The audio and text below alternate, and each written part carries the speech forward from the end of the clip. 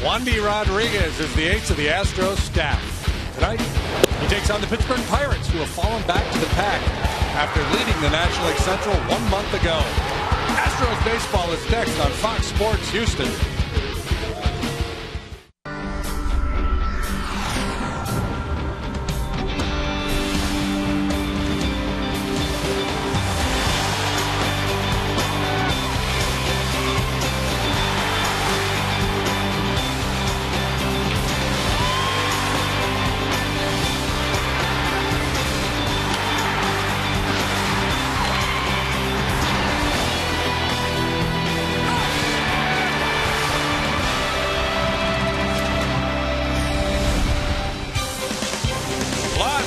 Park in Houston, Texas. Fox Sports Houston brings you Houston Astros baseball. Tonight, the Astros open a 6-game homestand. It's the first of 3 against the Pittsburgh Pirates.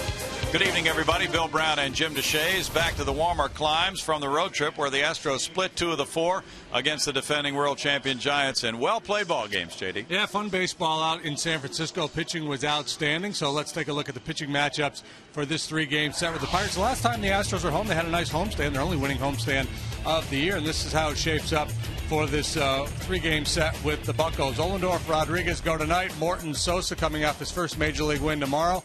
And then in the finale of the series, it's James McDonald, 8-6 against J-Happ. Didn't win last time, actually. Pitched very well, though, in that start in San Francisco.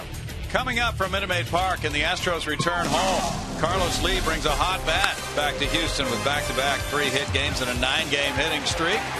He survived the sprained ankle, and he's in the lineup tonight. We'll be back to see Carlos and the Astros take on the Buccos next.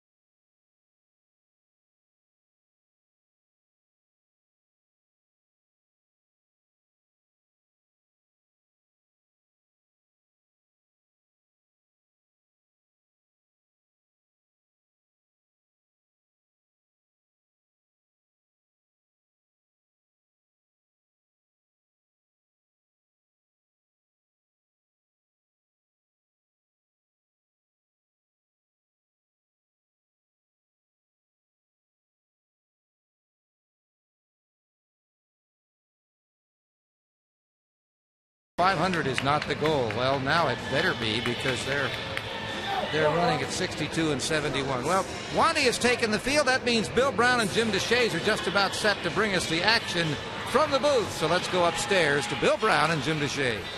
Thanks, Greg. Good to be back home. Wandy Rodriguez, last home start, pitch shutout ball against the San Francisco Giants. Tonight, here is the Pirates lineup he will be facing. It begins with Jose Tabata in left field, Josh Harrison at third base, Andrew McCutchen in center field, Neil Walker is the cleanup man at second baseman, Ryan Doma does the catching with Matt Diaz in right field, Brandon Wood at first base, Chase Darno is the shortstop, Ross Ollendorf is on the mound. Wandy Rodriguez has pitched 16 times in his career against the Pirates, but you're wondering how's he done over his last 6 games against the Pirates, and we have that information for you. He's been really good. 4-1, 2.79 ERA. He struck out 49, walked just 11, and the Pirates hitting 226 against him. That's dating back to July of 2009. This year, Wandy a win, a loss, and a no decision in 3 starts against the Buccos. And fly balls will be run down by that trio of young men. The infield of Paredes, Barmas, Altuve, and Lee. Corcoran is the catcher.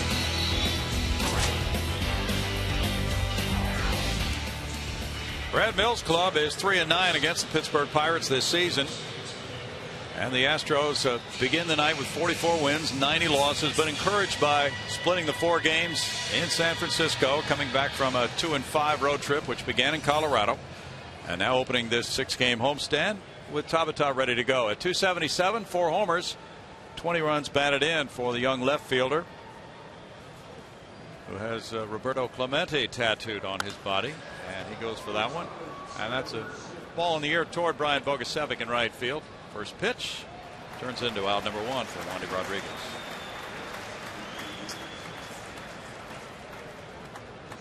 The Pirates are 11th in runs scored in the National League.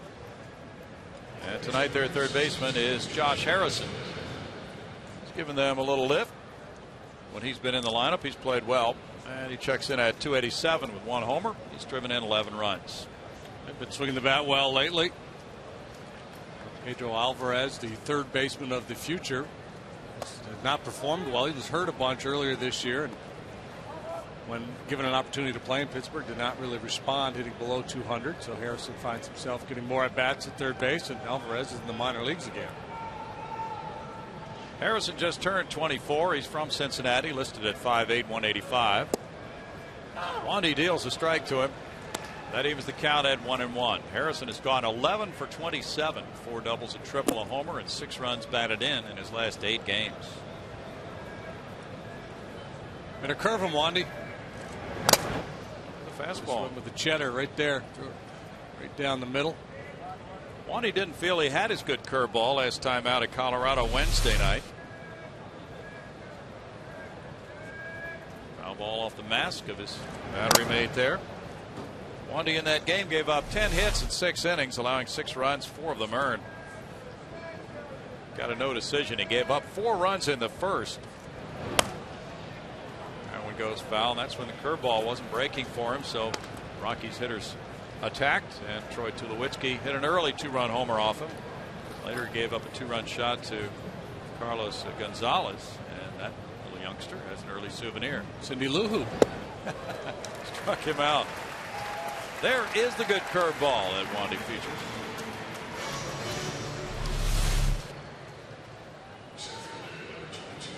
They must not have had the good curveballs coming out of the box there in Colorado. They had fastball balls and good curveballs here at home. Yep.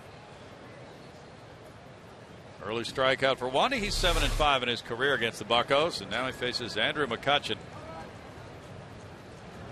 Watch out for this guy. There's ball 1. 274, 18 homers, 78 runs batted in. He's ripped 31 doubles. He has scored 74 runs in a very good all-around season. And he glides in center field. 1 ball, 1 strike, 8 outfield assists. McCutchen is putting it all together this year. An all-star. He will be a 2020 man with 2 more home runs. He's stolen 20 bases. I suspect he will ultimately be a 30-30 man. He probably won't get there this year, but some point in his career. Yeah, he has that kind of talent. Second among center fielders in runs batted in the National League. 2 balls, 2 strikes. It gives you that extra pop for a center fielder. All the defensive abilities plus power. And a good on base average, 373 for McCutchen. He's drawn 72 walks. Lately, well, in his career against Wandy, 2 for 16, but lately he's 6 for 13. That one goes foul and out of play. Pirates are on a 10-game road trip. They lost 3 of 4 in St. Louis before coming here. But 9-3 against Houston for Clint Hurdle's club this year, and 5-1 is their record here at Minute Maid Park this season.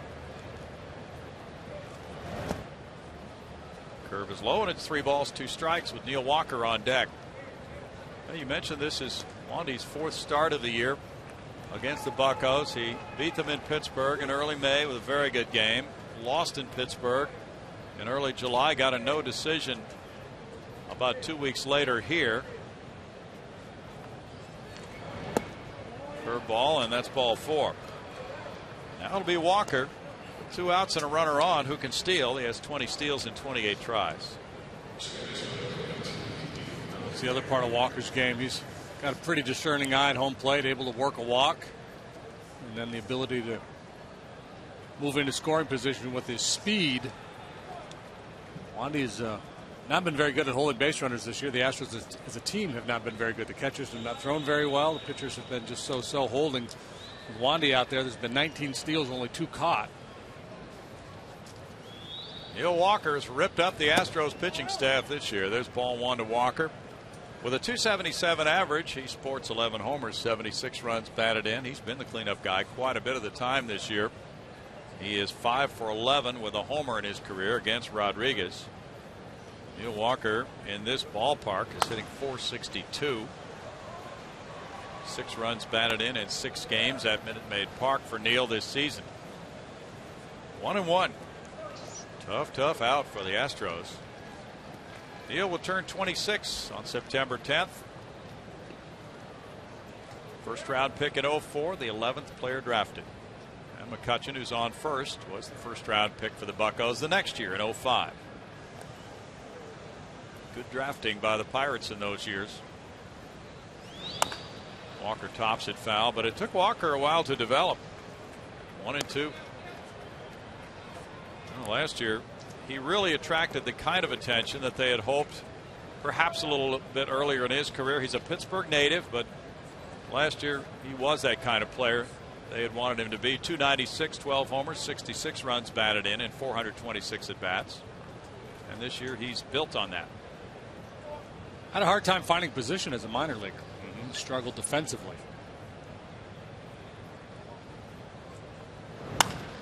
This one goes to right field. Backing up Bogusevic for the 3rd out. A 0 for Wandy early. Now Ross Ollendorf takes the mound in a moment.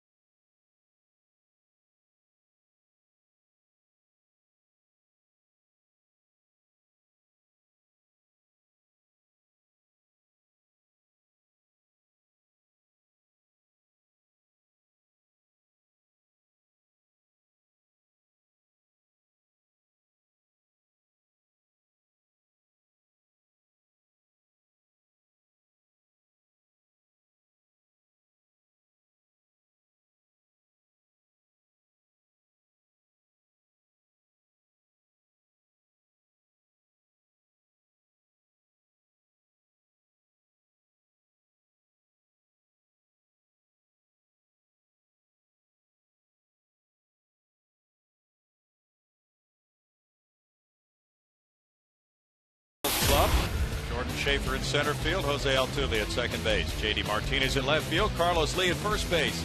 Brian Bogasevic in right field. The third baseman, Jimmy Paredes, is followed by Clint Barmas in short. Carlos Corporan the catcher. Wandy Rodriguez the pitcher. Big Ross Ohlendorf goes for the Pirates tonight. His career against the Astros has not been a very good one. 10 games, 8 starts, 0-6 with a 6.17 ERA for the big right-hander. Defensively, top McCutcheon, Diaz cover the outfield for the Pittsburghers. Harrison, Darno, Walker. Brandon Wood making just his third start at first base. And Ryan Domet was behind the plate. He was hurt a bunch earlier this year. Astros have had success running on him in the past. Jordan Schaefer goes for the first pitch, and it's strike one to Jordan. 244, 2 homers, 10 runs batted in for Schaefer. He was 3 for 12 with a homer in San Francisco over the weekend. 280 was his average on the road trip. And that's up and in, almost got him up around the right shoulder. 1-1 to Schaefer, who's just played a few games as an Astro. Strained shoulders kept Ross Ohlendorf on the shelf most of the year. Made a couple starts, went on the DL. And just activated recently. He's made one big league start since the beginning of the season. Made 2 starts in April, and then last time out, August 23rd against Milwaukee, worked 5 innings, allowed 11 hits, 7 runs, 4 earned. A lot of room to roam around in the stands tonight. This will have to be the smallest crowd in the history of this ballpark, I gotta believe. Unless there's a late arriving crowd, people waiting for the mercury to dip below 100 before they leave the house, perhaps. Inside to Schaefer. It's a 2-ball, 2-strike count to Jordan. As an Astro, he's hit 280. 7 hits and 25 at bats with a 357 on base average.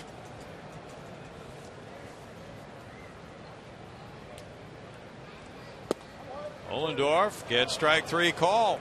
Mike Muchlinski is the home plate umpire.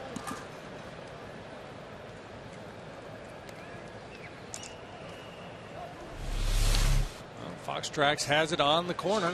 Number 5 there. Schlinsky with an emphatic punch out. Strike 3. Ohlendorf, he has not had a lot of good fortune the last couple of years. We talked about the injury this year. Last year it was just bad luck. He was 1-11 in 21 starts, despite a fairly respectable 407 earned run average. Jose Altuve shoots the fastball on a line to right field. It's caught by Diaz. Jose came off the bench to get a big double yesterday in San Francisco. That time hits the ball well, but it's out number 2. J.D. Martinez bats. Martinez at 282 with 5 homers, 25 runs batted in. Has had an outstanding first 100 at bats as an Astro. Only one player in Astros history has driven in more runs with his first 100 at bats in a Houston uniform since 1974. Moises Alou had 28 runs batted in for his first 100 at bats with the Astros in '98. Moises did not spend a long time in an Astro uniform, but he was unbelievable when healthy. Hit 355 that one year. 2 balls, no strikes to J.D. Martinez. He was 3 for 15 over the weekend, driving in 3. He tops this one, third base line, staying fair, barehanded. Harrison with the throw. That's quite a play by Harrison for the 3rd out. And it is 0-0 after 1 at Minute Maid Park tonight.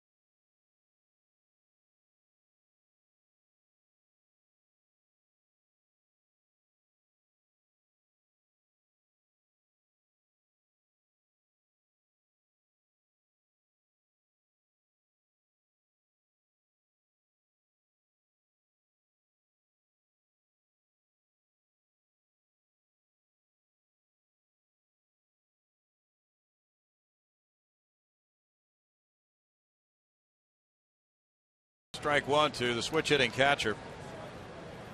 Doman begins the night with a .268 average, 7 homers. He's driven in 22.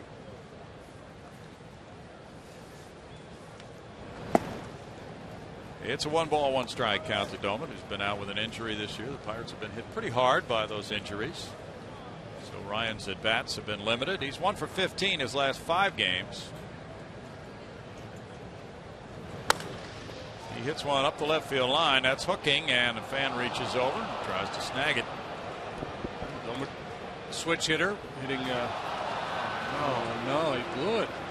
He's got a finger injury. Oh, bare hands it. Forgot he had a glove on. He's cut himself. Well, medic, even with the injury, he was able to corral this baseball. Oh, off the glove, off the hand that was on the rail. Yeah. Oh my goodness, those are some of the worst types of finger injuries to have. Strikeout number 2 for Wandy. We go to Greg Lucas. Yeah, while our fan goes to the medics. Catch Texas country music star Kevin Fowler in an acoustic pregame concert presented by Budweiser. Kevin will perform tomorrow before a game against the Pirates. Visit Astros.com/Fowler for the exclusive ticket package for access to the pregame concert. That's tomorrow. Matt Diaz looks at strike one. The right fielder at .260 with no homers has driven in 19. It's his 37th start in right field this season. He's played a little bit of left field as well. Solid against left-handers throughout his career. Good numbers against Wandy. Well, in fact, in his last 47 at bats against lefties, he has 19 hits for a .404 average during that period of time. Trying to get in that kitchen. And strikeout number 3. Well, Bud Norris had it going early yesterday with the strikeouts. Pitched a fine game, 7 innings, 2 runs, 10 strikeouts for Bud.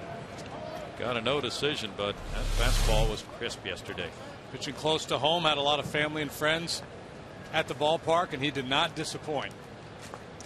Unfortunately, he was not able to pick up the win, but man, was he good. Now it's Wood. And as JD mentioned, he hasn't played a lot of first. There is strike one to Brandon, primarily third baseman. A little shortstop for Brandon.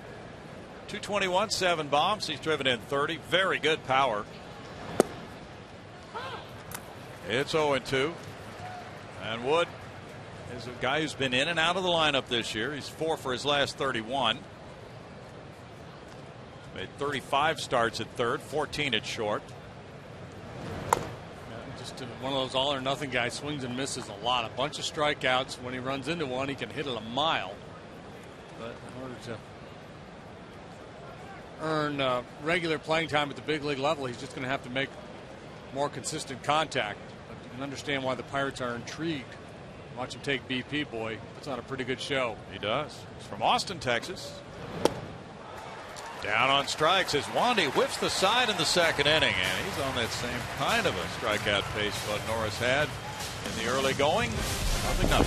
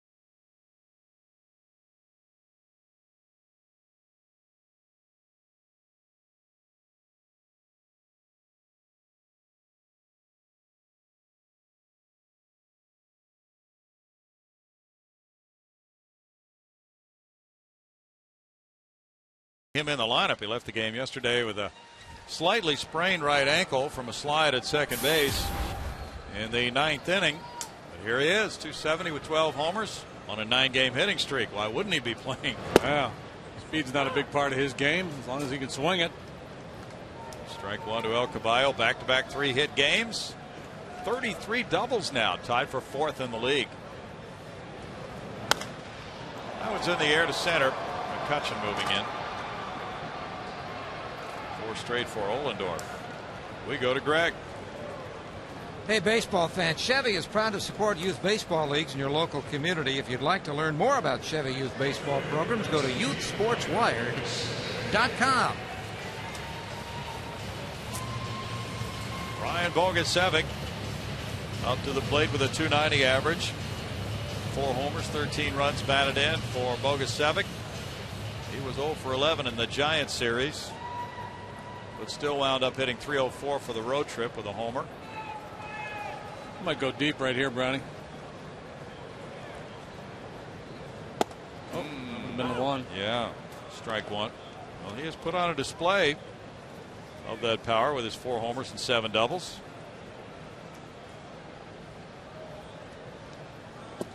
Ohlendorf tries to back him out of there and catch the inside corner. That's what you have to do as a hitter, you especially if there's only a couple lefties in the lineup, then you look and see what the pitcher did to the previous lefty. I mean, he worked Schaefer inside with the fastball. There's a changeup. He's got 4 basic pitches: fastball, curve, slider, change. Ohlendorf was born in Houston. Lives in Austin. Went to Princeton University. His parents both worked for the University of Texas at one point. His father Curtis now retired. His mother Patty still working there. 3-1. Home run swing, but he went after a bad ball. It's okay. Hitting in the middle of the lineup, counted upon to drive the ball. You got a 3-1 count. Nothing wrong with being a little overly aggressive. Just don't want to make a habit out of it.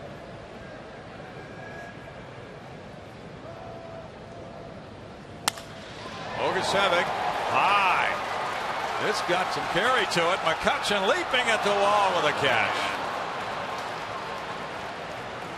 400 feet away. Well, he almost got it. He did. I got that call right. I was going to shut it down for the night. Now I got to keep working. We're all over it. Well-timed leap. You know, if it stays in the yard, there's a pretty good chance McCutchen's going to run it down. That's a good at bat right there, though. You know, he swung that ball 4 on 3-1, but again, a guy who's got legitimate power, you don't want him to be too unwilling to hack there. And it wasn't a horrible pitch. Jimmy Paredes fouls it, strike one. Jimmy at .297 with a couple of homers, has driven in 12. Talked to one of the scouts today.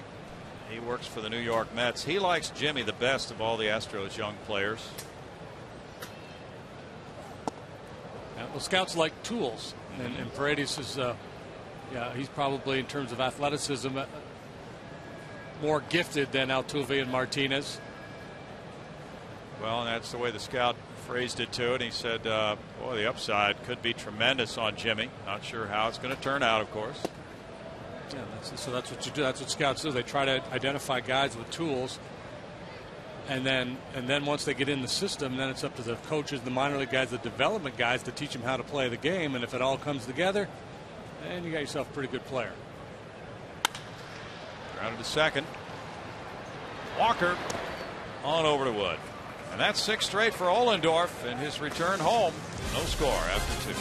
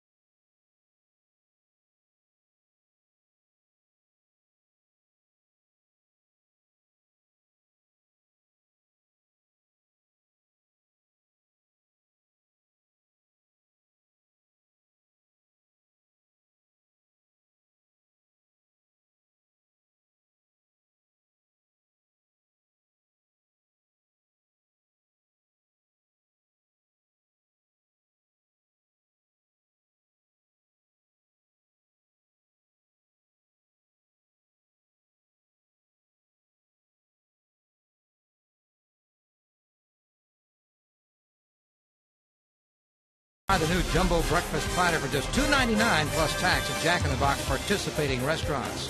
By AT &T, rethink possible. And by Toshiba, bringing common sense innovation to the laptop. Hey, by the way, tomorrow's Tuesday. That's Email Tuesday on the pregame show. Send us some, and your name will get mentioned if you're selected. JD and Brownie will mention your name on the air. Fox Sports Houston at yahoo.com is one place to send them, or go to Game Connect and click on the box up in the left-hand corner, and you can send emails that way too. Brownie and JD are looking to have something to answer tomorrow, so get them in tonight. We need your questions. And remember, everybody that sends one in, we'll go to a special drawing for a prize at the end of the year. I think the prize would be Greg's new sport coat he bought in San Francisco. Exactly what I was thinking. Simpatico. I got such a deal on that, I can't part with it. You're not giving that up. All right. Not in this century, anyway. Ground ball foul. Okay, we'll give you about one of his bells. The greatest hits of Bob Ford. Okay. That would be good. Now, if you gave a bell, you don't get this one. No, this is the famous Russell bell. That's a Russell bell. I have some others. I have the Lancaster bell. That is 4 strikeouts in a row. Strike everybody out here. He's ringing the bell. This is like it's like the Little League World Series. Just a big kid going to strike everybody out, strike them all out, take their lunch money, make them cry. Ross Ollendorf is a .333 hitter. Strike one to him. About 32 pitches so far for Wandy. 20. We'll make it 33. 26 strikes. It's dialed in. Well, you saw the 074, but this year Ross is 1 for 3. 074 lifetime for Ross. This is Ollendorf's first outing against the Astros this year, and he's gone. Wow, that's number 6. Wow, that's right. That's 5 in a row for Wandy, 6 for the game. And he's on some kind of a roll here early. It's like Koufax out there all of a sudden. Picking up after that last home start against the Giants. And he's really not throwing that many curveballs, which is usually the swing and miss pitch for him. He's just throwing fastballs by guys and really locating it well. Tabata looks at ball 1. Didn't have to be. He hit the first pitch in the air to right field to open the game. Jose hits the ball hard to right field. The Astros are the ones that should be fighting off the effects of a little jet lag, but it's the Pirates who seem to be kind of sleepwalking here so far tonight. They got in about 7:30 last night. That's a problem. They had too much time in the big town. Got it. 2-1 to Tabata. Just signed a multi-year contract extension. Corporon is hurting.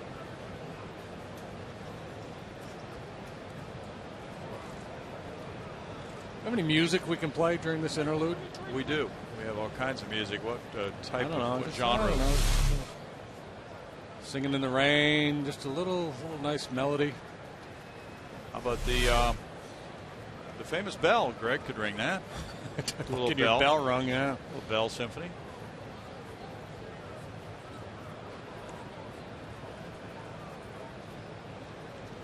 But all we can do right now, we need to buy him some time. You were talking about J.D. Martinez's swing and how it is similar to Albert Pujols. Other people have been picking up on that as well. We sent an article, and other folks are noticing the similarities. So we got an email the other day from a guy who was contemplating that, and we took a look and said, sure. Well, apparently they were calling him Baby Pujols. Bouncer Wandy. He throws him out. That's a special first 3 innings for him. He had 1 base runner on a walk, and he struck out 6.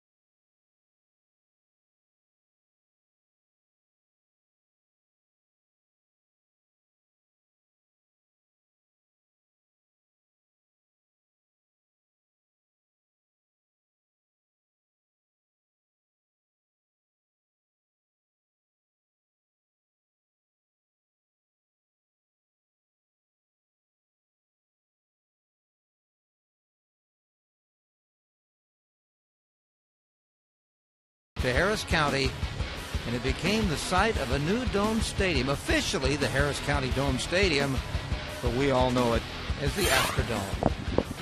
That was a huge moment in the history of baseball and sports in this town, for that matter. Yeah, in fact, got worldwide attention, of course. The building of that structure. R.E. Bob Smith owned a whole lot of land around Houston. Judge Hoffines owned a bunch as well. And that was a good site they decided upon, as we all know. Clint Barmas leads it off in a 0-0 game. Ball 1 to him. 243 for Clint, 9 homers. He's driven in 28. Originally, they had hoped to build the Astrodome when the ball club started play as the Colt 45s in '62, but didn't open until '65. 1 ball, 1 strike.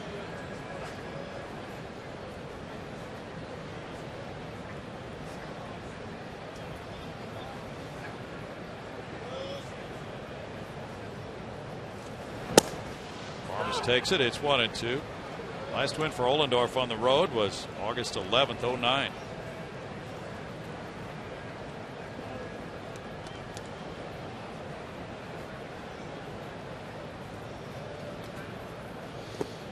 Mentioned last year, just terrible luck, 1-11 with a 407 earned run average, so certainly deserved to win a lot more than just the one game.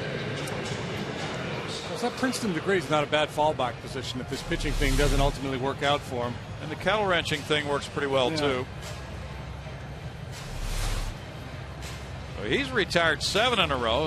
Both these pitchers come red hot out of the gate tonight. Carlos Corporan, the batter, 195, no homers. He's driven in 8. Ollendorf with 13 major league wins, 26 losses, a 4.5 ERA. That's strike 1. You know, the byproduct of having a bad year with weak competition in town with not a lot of star power.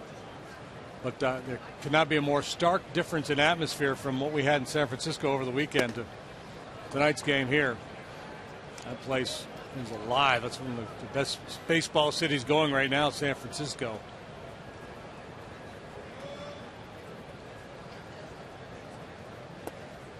Good changeup, 1-2. Yeah, the players were talking about that today. How much fun it was to play in that environment. The fans up for every out.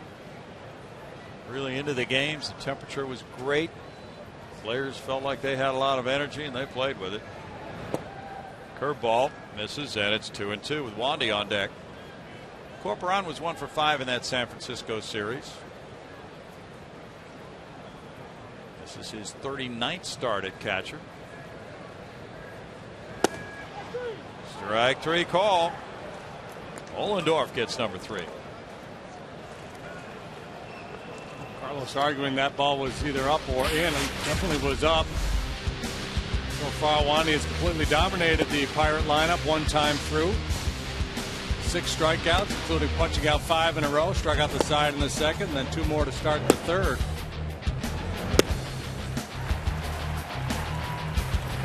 Shaping up as another good pitcher's night. We saw nothing but that in San Francisco. Strike for Ollendorf. Wandy has 8 hits and 51 at bats in his 3 innings. Those are his numbers. Ollendorf is trying to make it 3 perfect innings.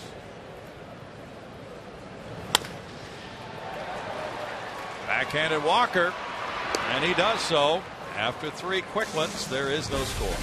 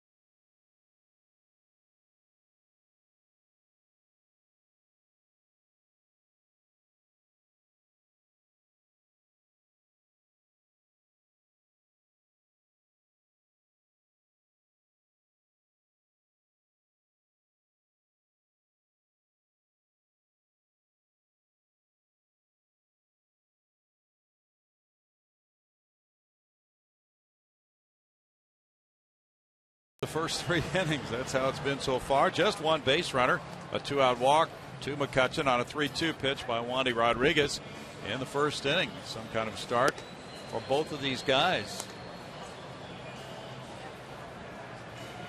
A smile from a guy who must be a fan of good pitching. Yeah, with Wandy, I'm trying to think, really hasn't given up anything really sharply hit.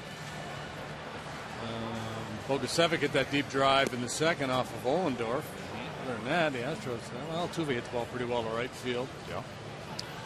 Well, anyway, a whole bunch of zeros up on the board so far, and the pitcher's clearly dominating for the first third of this ball game. Wandy's got his mojo back. He lost it out there at Coors Field for a little bit, which happens to a lot of pitchers. Wandy goes to work. Harrison, McCutchen, and Walker to face him here in the 4th inning. Wandy's 41-29 lifetime here at Minute Maid Park. He delivers ball 1 to Harrison, who struck out in the first inning. This season, Wandy's 3-3 at home in 10 starts with an ERA of 3.20. There's the first knock of the game, and that will go to the wall. Extra bases for Harrison, maybe more than 2. He will stop at second base with a double leading off the 4th inning. First hit by a Bucko, first hit in the ball game. Well, if you had number 2 in the no-hitter pool, you're a winner. Second place hitter Josh Harrison with the first base hit of the game, his 9th double. Yeah, good hustle, giving himself a chance to get 3 bases if the opportunity presented itself. But good hustle out there by Martinez. Good throw back in, and he prudently slammed on the brakes.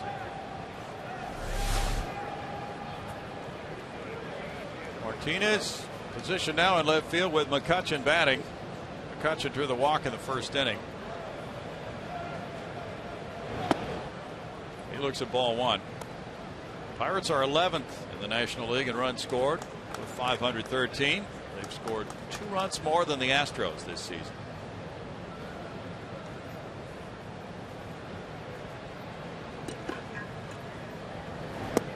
Curveball misses. It's a 2-0 count. The Astros will be in Pittsburgh over Labor Day. Next Monday they'll have a day game there. I think we're spending all the holidays in Pittsburgh. I might go there for Thanksgiving just because. Be there over Memorial Day and 4th of July. Seems like it. Fly ball toward the right field corner. Bogusevic running out of room there, and at the wall he leaps, and wow, opposite field 2-run homer by McCutchen, number 19. And it's 2-0 Pirates. 80 runs batted in now for McCutchen. Well, we talk a lot about on base and slugging, and McCutchen has shown you both. He worked the 3-2 walk first time, and now delivers a 2-run opposite field home run. Looked like just a routine fly ball when it left the bat. He's a strong man. 19th home run for McCutchen. He had 16 last year. This one does not get out by much. That much.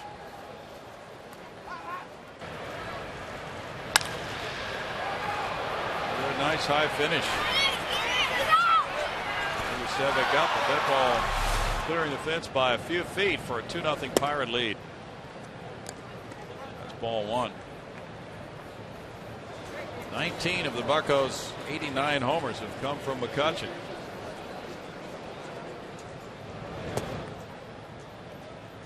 And Wandy surrendering his 20th of the year. He's pitched 156 innings. Neil Walker has a 2-0 count. Second time around the order, the Pirates a little better game plan against Wandy. That hits for right center field. Bogusevic over. And that one is one hopping the wall. A double, 3 straight extra base hits for the Buccos. Walker's 23rd 2-base hit of the year. This is such a bizarre game. Wandy completely dominating this club through 3 innings. Like he made 3 consecutive birdies and a triple bogey here.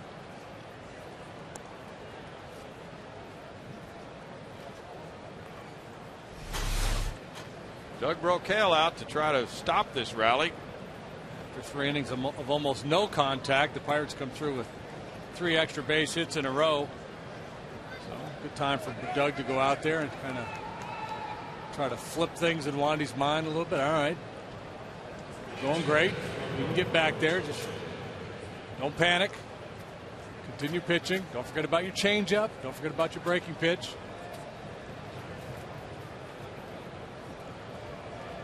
Domit's the batter. Curveball wasn't where Wandy wanted it. It's ball 1 to Domit, who struck out in the second inning. About the same from both sides of the plate for Domit this year. Typically, he's been better as a left-handed hitter. Certainly has a better swing left-handed. Looks to me like he's changed his stance a little bit. Right hand, a little lower, maybe. 1-1. Domit was out with a sprained left ankle. Second round pick in '99. He's played first base, the outfield, in addition to catching.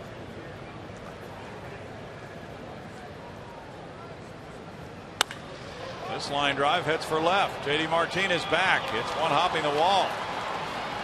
And now here's another run scoring with Walker coming to the plate. The throw over the cutoff man and into second base is Domit.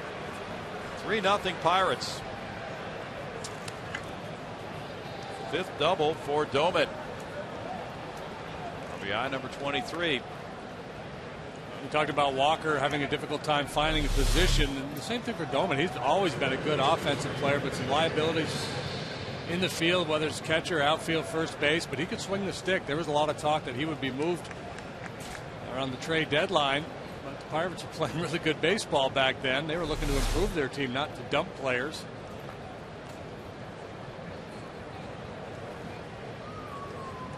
Matt Diaz next. Pirates have unloaded 4 straight extra base hits. Diaz struck out first time up. Takes ball 1 on the curve. This time around, Wandy's not placing that curveball where he was earlier. Well, fastball too. The command hasn't been very good, but he stayed mostly away with the fastball. Wouldn't hurt to start to work hard in a little bit. There you go. Make the hitters aware of both sides of the plate. 1-1 to Diaz, a 33-year-old veteran. Diaz began his career in the Tampa Bay organization. Talk a lot about pitching inside, and people assume that you mean just pitching inside for effect, and knock guys off the plate. Well, a lot of times you just want to establish both sides of the plate so the hitter can't essentially disregard one. If you just work away all the time, the hitter says, well, I'm just going to look away. And if he comes in, it's going to be, on a rare occasion. So if he comes in one time, in all likelihood, the next pitch is going to be away. So I'll just look out there. If you pitch inside enough, the hitter can't do that. 3-1 the count.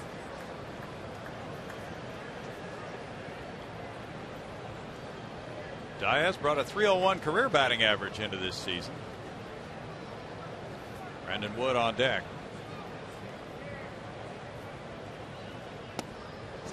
He takes a walk. 5th straight Pirate to reach. Second walk. We go to Greg. We got another great special offer for Astro fans. The Astros Labor Day Super Saver Sale. Say that one fast. Is going on today through Monday, September 5th. Purchase tickets to any September Astro home game in the field boxes for only $15 or in the upper deck for only $5. Visit Astros.com/Labor Day for tickets. Boy, don't miss on that one. If you can pick up enough deals like that, you can buy a coat just like the one Greg picked up in San Francisco over the weekend. Yeah, you could even pay the original price if you save money on those. Brandon Wood, the batter, he fouls it for strike 1. He struck out in the second inning. Well, for those who may not have been able to see that coat over the weekend, here's a look. Wow, very stylish. Yeah. And all individual patches too. Yeah. That's not one material. No, I for one am digging that coat. Well, JD got rid of his guaranteed win jacket last year. He has a little wanderlust as he sees that photo. And Greg, where was that made? Do we know? No, but I know it was a name brand. Yeah. Ralph Lauren, I think. Ooh. So, it wasn't Joe Gazinski's. Yeah, no, that's legit. Yeah. Not talking Lindsey Nelson stuff here. No, not stuff you big in the back of the room. Yeah. 1 ball, 2 strikes. Greg walked in and said, "Would you have anything in a Judge Smales?" Right this way, sir. Yes, yes, we do. Something to accent my hair. Funny you should ask. Wood strikes out. And that's number 7 for Wandy. Crazy game for him. This is one of the goofiest games we've seen all year.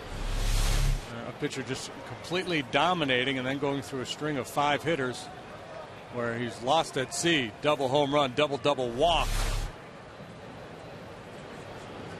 Those crooked numbers so different than what we saw in the first 3 innings. Chase Darno struck out in the 3rd inning. But you know what? Those 3 good innings, it's 3-shot innings like that. It gives you a base, if you will, so you can afford to have 1 bad inning and still pitch a really fine game. True. So if he can limit, this is his 1 bad inning, he's okay. He might not win, but he was very efficient early on, so the pitch count shouldn't be a problem.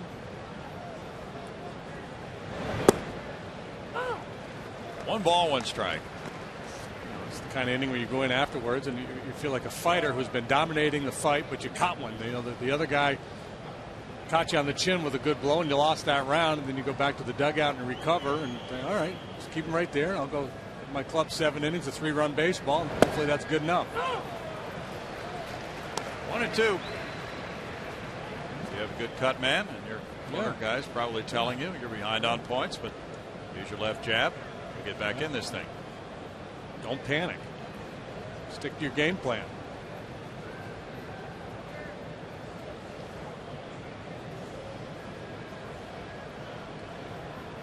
He's one of only 7 pitchers in Astros history to have 9 wins or more in 7 straight seasons. Joe Niekro and Larry Durger did it for 9 straight years. Larry's out here tonight. Roy Oswalt, Nolan Ryan, Don Wilson won 9 or more for 8 years in a row. And Mike Scott did it 7 years in a row.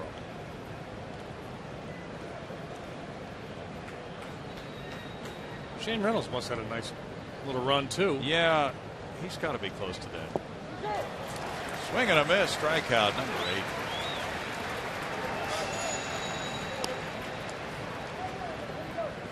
And now Ohlendorf with that.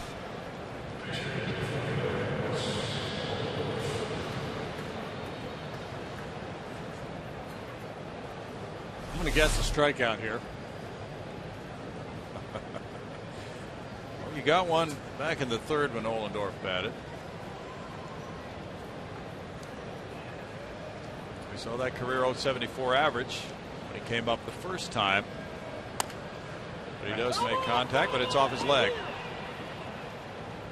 Strike 1. Jason Castro has rejoined the Astros for workouts this week here at Minute Maid Park. He was in Florida, but now there's not much going on in Florida because there's a period of time now of about 10 days or 2 weeks when the rookie league team has finished and the instructional league team has not started yet. So he's taking some batting practice and catching some bullpens, and he'll be here all week, and he might go on the road with the club until things heat up again with the instructional league in Florida. Coming back from knee surgery. And Ariel Del Rosario pitched an inning for Oklahoma City last night. He could be back September 1st from the disabled list. Sergio Escalona could also be coming back from the DL. So Brad Mills was saying they might call up a couple of players in addition to those 2 injured pitchers before the AAA season ends September 5th for Oklahoma City. But they don't want to completely raid the roster of the Red Hawks and leave them with nothing to finish their final few games of the year. And you got the strikeout, and Wandy struck out the side in a wacky 4th inning, which found the Pirates scoring 3 runs on 4 extra base hits and leaving 2 to lead 3-0.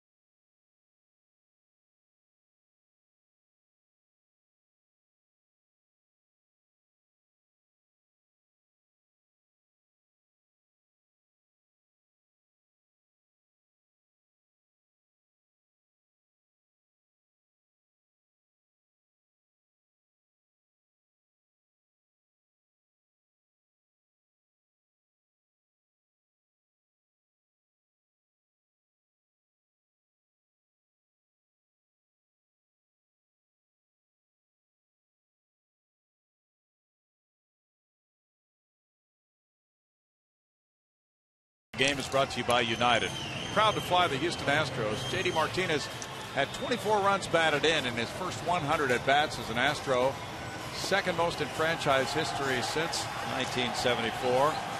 Moises Alou, the only man who's had more. His first 100 at bats with the Astros. He had 28.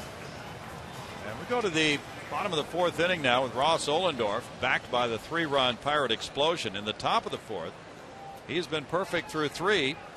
Jordan Schaefer led off for the Astros in the first, and he took strike 3. Meanwhile, Oklahoma City's Anderson Hernandez has a hit tonight and a 27-game hitting streak now. Here's ball 1. Got to hit his first time up. And that's a club record since Oklahoma City has been in the Pacific Coast League since '98.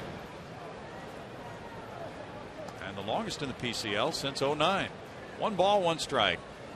Who's got the PCL record, like Lefty O'Doul or somebody like that? Probably. Or maybe even Joe DiMaggio. Could be Joe D. Yep. Let's see if the Astros can turn the tables on Ohlendorf the way the Pirates did on Wandy. Second time around, they have a better idea of what the big fella's trying to do. Booth says 63-game hitting streak for Joe DiMaggio in the PCL. Wow, that's something.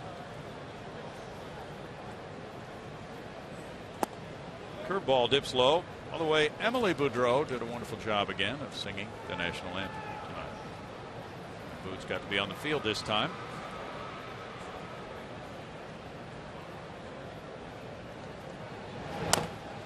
Schaefer taps it foul. She's a seasoned veteran now. She really is. Rex Jones will take care of a paying customer up there with that foul ball. First of 6 at home for the Astros. Thursday is an off day. Over the weekend, the first place Milwaukee Brewers, who are flying high, will be in town. That's strike 3 again to Schaefer. He's taken 2 of those. 4 strikeouts for Ohlendorf.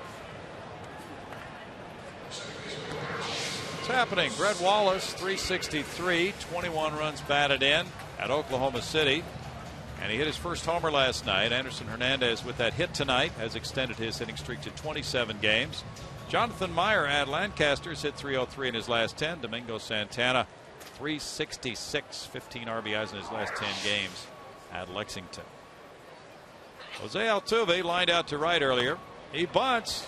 Ohlendorf lays it to first in time. He almost took a little bit too much time. Not a very well placed bunt, but Ohlendorf was fairly slow in handling it. Nonetheless, it's out number 2.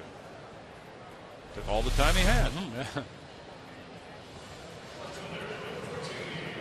See, what I would have done, I would have gone after that as hard as possible. And then if I messed it up, at least they would charge me with an error, and the no-hitter would still be, in play. Yeah. If you take your time and he beats it, it's a knock, and you lose your no-hitter. Exactly. I might have just ran up and kicked it. J.D. Martinez. Well, you really picked up on something when you were noticing the comparison of his stance to Albert Pujols.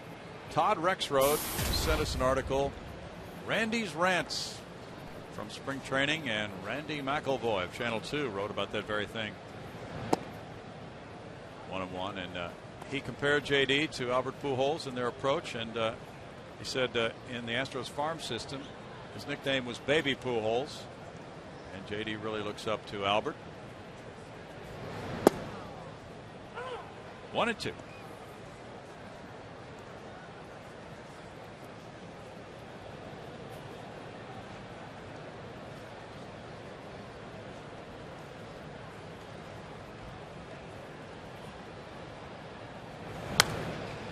Albert takes the knob of the bat and drives it towards the path of the pitch.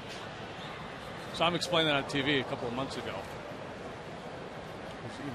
They were asking about trying to, staying inside the ball and things of that nature. He goes, well, I don't really think so much about that. I just think about taking the knob of the bat and taking it towards the baseball.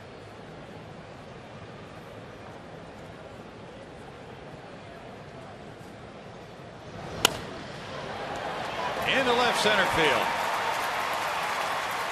Martinez gets the Astros' first hit of the night with 2 outs in the home fourth. 14 straight had been retired by Ohlendorf. You had the number 3 in your no-hit pool with Ohlendorf on the mound. You're a winner.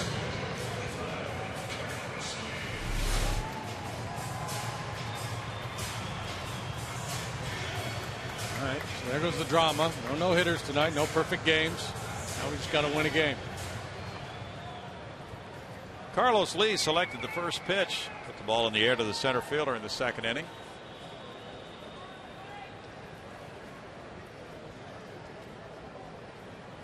Carlos hit 460 something on the road trip, a 9-game hitting streak. Yeah, he went 12 for 26 during his hitting streak, 15 for 34 during the 9 games. He looks at strike one. And he reached base safely in 7 straight plate appearances over parts of his last 2 games. All 5 times Saturday night.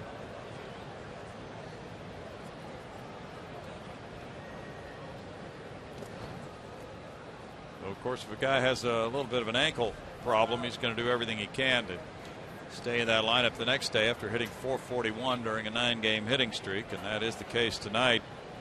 Carlos, a .291 career hitter against the Buccos. 3 for 15 now against Ohlendorf in his career.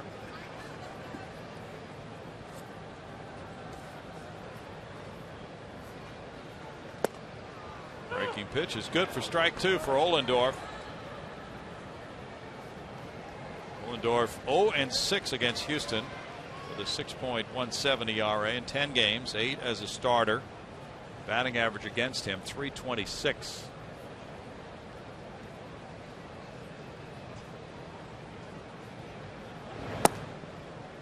Two and two. The Pirates really were fueled by excellent starting pitching when they got off to that good start this year. Right now their starters have won 44, lost 46. Their ERA 3.93. Kevin Correa is on the disabled list. Still a significant upgrade over last year, but much better in the first half than what they've done after the All-Star break. About a run higher their team ERA in the second half of the season.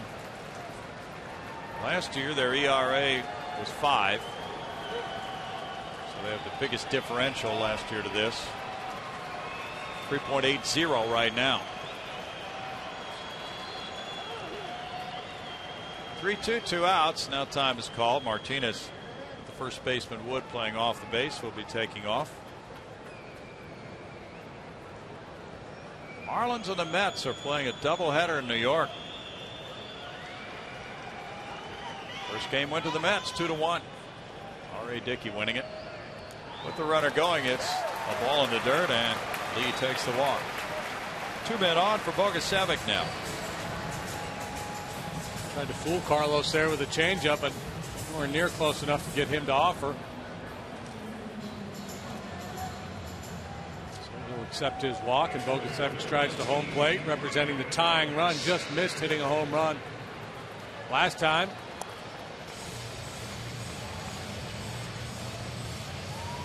Bogusevic, Ohlendorf with men on base. Very deliberate, really slows things down.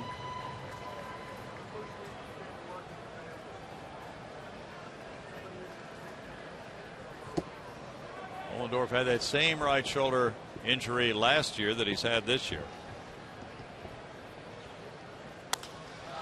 Line drive into the left field corner. Will score Martinez. Lee heads for third base. Dave Clark will hold him there on an RBI double by Bogusevic. 3-1 as Bogusevic drives in his 14th. It's double number 8 for Bryan. Taking it to the opposite field. With 2 out at bats here. 2 out, nobody on. Single walk double. One more knock likely ties the ball game. Watching Carlos round second base. Looks like that ankle's still bothering him a little bit, but not too bad. Ball dies under the padding there. Dave Clark sending one, and now he's keeping a watchful eye on Carlos. He backs as far down that line as possible, so it gives him more time to make the read before committing one way or the other with the base runner. It's a good swing by Bogusevic. Ray Searage is the pitching coach, is at the mound now. Paredes grounded out in the second inning. to second base. Jimmy coming up for the second time now with 2 men on and 2 outs, hoping for a big hit.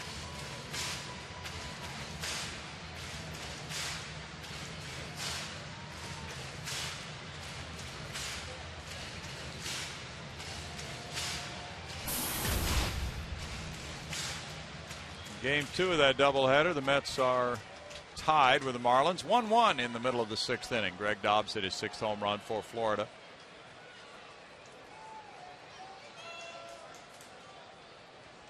Clint Barmas is on deck. Foul back. There's strike 1.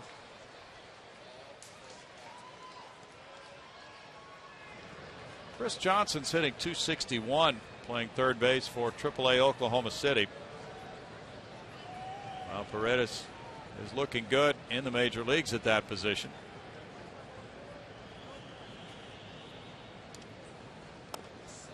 Fouls that one, and it snowballs. 2 strikes. You know, one thing that's a little tough sometimes to analyze for major league coaches, executives, managers with young players is what time of year they're watching them. If you watch a guy now, young player is not worried about being sent down. Tap foul. If you watch him in April or May, he might be worried about being sent down if he's not playing well. We go to Greg. That's good news for George Springer, the Astros' first-round pick. 2 for 4 today with a homer and a double. Just his second game at Tri-City. And Clayton Neiman says the future looks bright. That's from Fox Game Connect. You can be part of that too. Fox Sports Houston. .com. Correspondence all over, Greg. Yep. Ooh. Paredes with that pitch in on him, pulled the hands in and punched it foul to keep the count at 0-2 for Jimmy. Yeah, can't afford to get rung up there. And Machlinsky, the home plate umpire, has had a fairly generous strike zone tonight. Ollendorf doing a good job establishing hard in, soft away in this at bat. Now curveball. And that gets him a strikeout. That's number 5. 1 run for the Astros. 2 hits, 2 men left. Pirates lead at 3-1 after 4.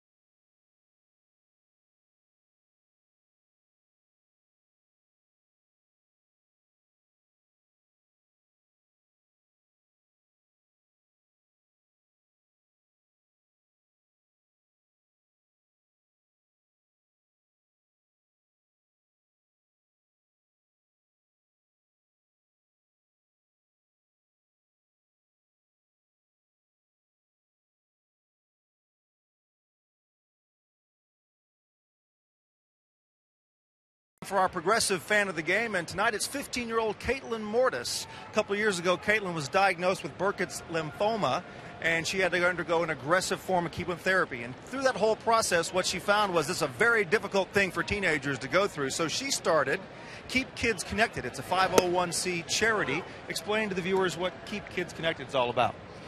We give netbook computers to kids with cancer or other life-threatening illnesses because while I was going through treatment, a family friend gave me a netbook computer which kept me which allowed me to stay connected with friends and family when I was either too sick to see them, or friends and family that were out of state that I couldn't see. And how important is that social networking aspect to the recovery process, Caitlin? Well, when you're going through, sometimes your blood count's too low and you can't have visitors. And some of the families that we've met through giving out computers, they don't have family in Texas or even in the country that they can see on a normal basis. So being able to have that computer and be able to talk to them and just be able to talk to them and see them just makes a big difference in being able to see them and just everything about it. Well, again, the name of the organization is Keep Kids Connected, and recently Caitlin and her family hosted a charity spaghetti fundraiser for the organization. They raised $17,000 and in the process donated their 100th computer to the cause as well. A remarkable young lady, so congratulations for all you've done and for being our progressive fan of the game. Thank you. Back to you, Brownie. Wow. Very, very impressive. Great stuff. Thank you, Bart. 3 balls, 2 strikes to Tabata. That's quite a story. And he taps that one foul. Curveball's come back now for Wandy. It was not where he wanted it in the 4th inning. But first 3 were sizzling. And now Tabata up for the 3rd time. He's 0 for 2.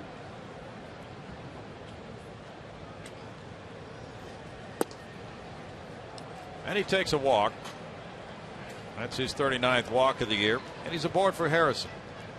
3rd walk for Wandy tonight. Harrison doubled in the 4th inning and came around to score on the 2-run opposite field homer by McCutcheon. Infielders have to be just absolutely bored. Let's see, what have we had? Well, ground ball to Wandy. That's it. Okay, so no infielder has been involved in a play other than Carlos catching the throw from Wandy. Yeah. Wow.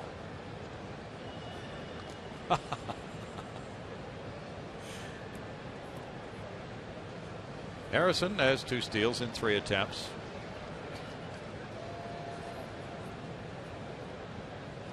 Both these teams have almost identical records since the All-Star break. Bunted, and it goes foul. There's strike 1. The Pirates are 15-28. The Astros are 14-28 since the break. But Hurdle's club now 62-71 for the season. And the Pirates were looking very, very good. In fact, were in first place on July 20th. It will be interesting to see what the mindset of the fan base is when we go to Pittsburgh.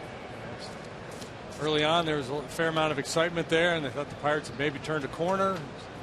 Things were fairly optimistic.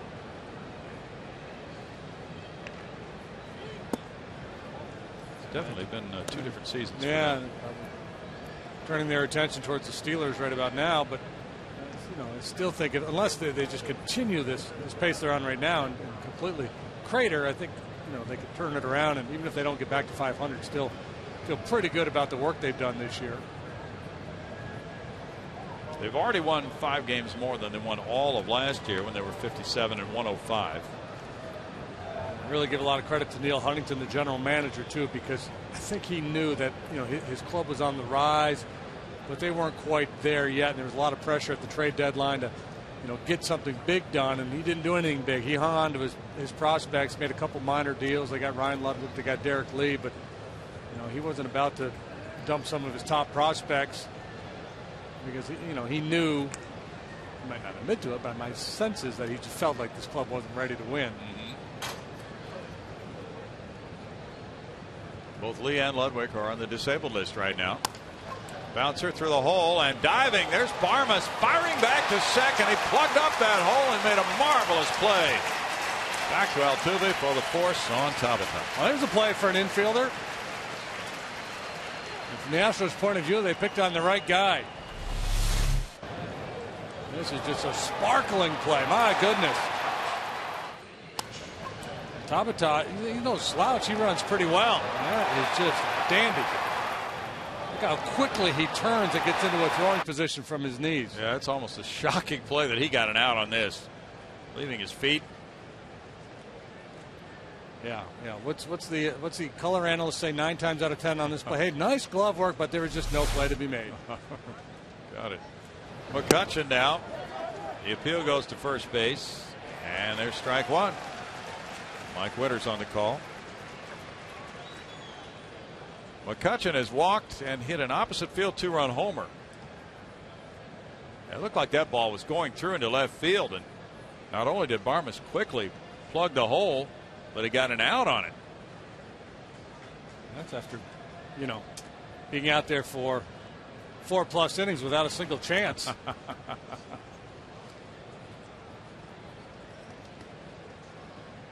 And one thing that we've noticed about him is his concentration has been really good this year.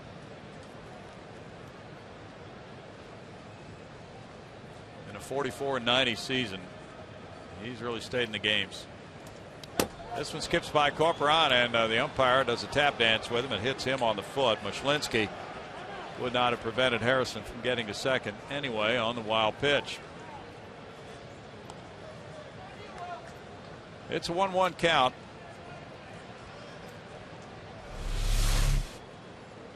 That curveball just squirts through the 5-hole there and goes back to the backstop. And umpire has no idea where the ball is. He's just trying to get out of the way.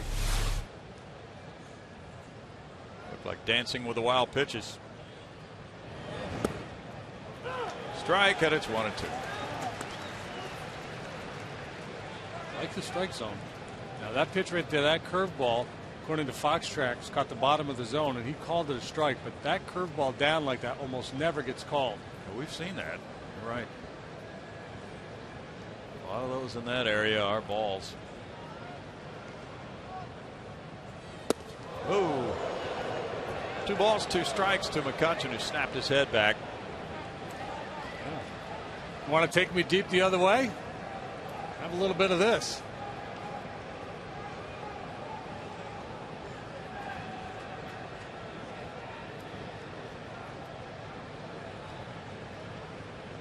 McCutcheon hit 16 homers last year. He has 19 now as of tonight. Well, that previous pitch might have bought him a real weak swing, and that's strikeout number 10.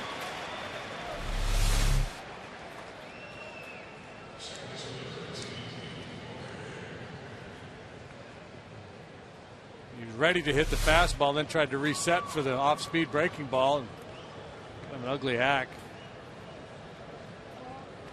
Walker, who doubled to right center field in the 4th inning, then scored. He's 1 for 2.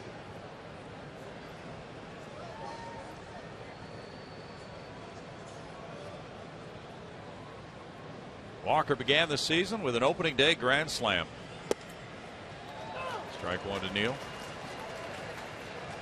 Phillies 3, Cincinnati 1. They're in the bottom of the 8th at Great American Ballpark. Well, Hamels back from the disabled list with 6 very good innings for the Phillies tonight. Shane Victorino added his 15th homer. Hamels 6 innings, 2 hits, 1 run allowed. Walked none, struck out 7. Has an ERA of 2.58. Will win his 14th game if the bullpen makes that hold up. Homer Bailey has been on the losing end so far of that game. Phillies have won 7 of their last 8 from the Reds. Out to center field. Schaefer takes care of it. And in the 5th for the Buccos, it's no runs, no hits, and a man stranded. They lead it 3-1.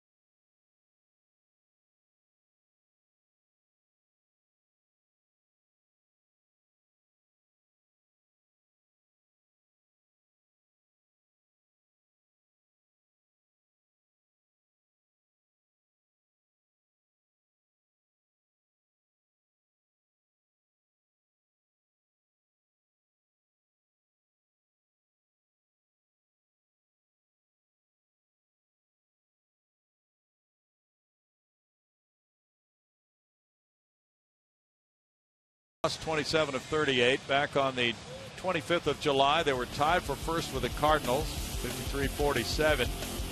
Brewers a half game back. Now it's the Pirates 18 games behind. Everybody falling off. The Brewers just playing unbelievably good baseball. Brewers are what, 23-5 in that span. Yeah. Clint Barmas leads it off. Home fifth inning, 3-1 Pirates. 4 hits for the Buccos, 2 for the Astros. Barmas struck out first time. There's strike one call for Ohlendorf. Big right-hander.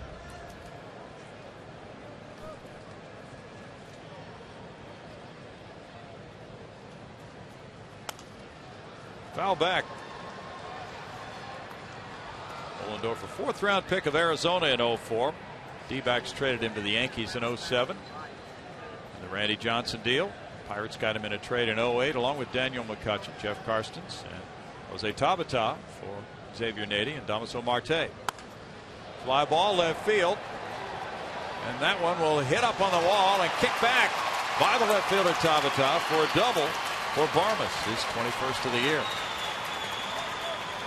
Well, that's a pretty good return the Pirates got in that deal from Marte and Nady. Sure it is.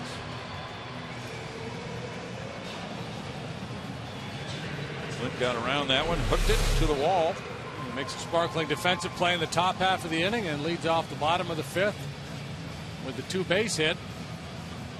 Got caught a little too close to that wall, and that's the experience of playing that wall over time. Carlos Lee has learned that very well. He's able to gauge early on whether he's going to be able to make a play or not, and has the ability to slam on the brakes, back off, and be better positioned to handle the carom, and he's turned a lot of doubles into singles. Corporon next. He struck out looking earlier on a high pitch, and he questioned the umpire afterwards. Fouls it for strike one. A huge difference between left field at Minute Maid Park and PNC in Pittsburgh. They have a big ballpark and a very big left field.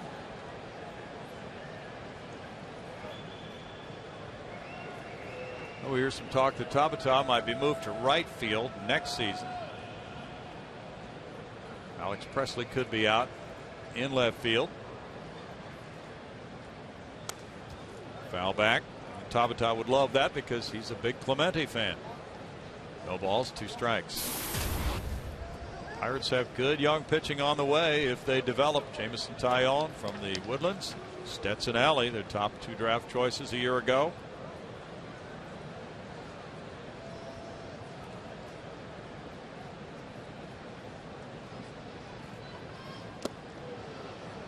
Corporon is down on strikes. That's number 6. Wandy Rodriguez follows. He grounded to second in the 3rd inning. In that bat there, we were hoping to at least make some contact and advance Barmas, but Corporon just comes up empty on the curveball.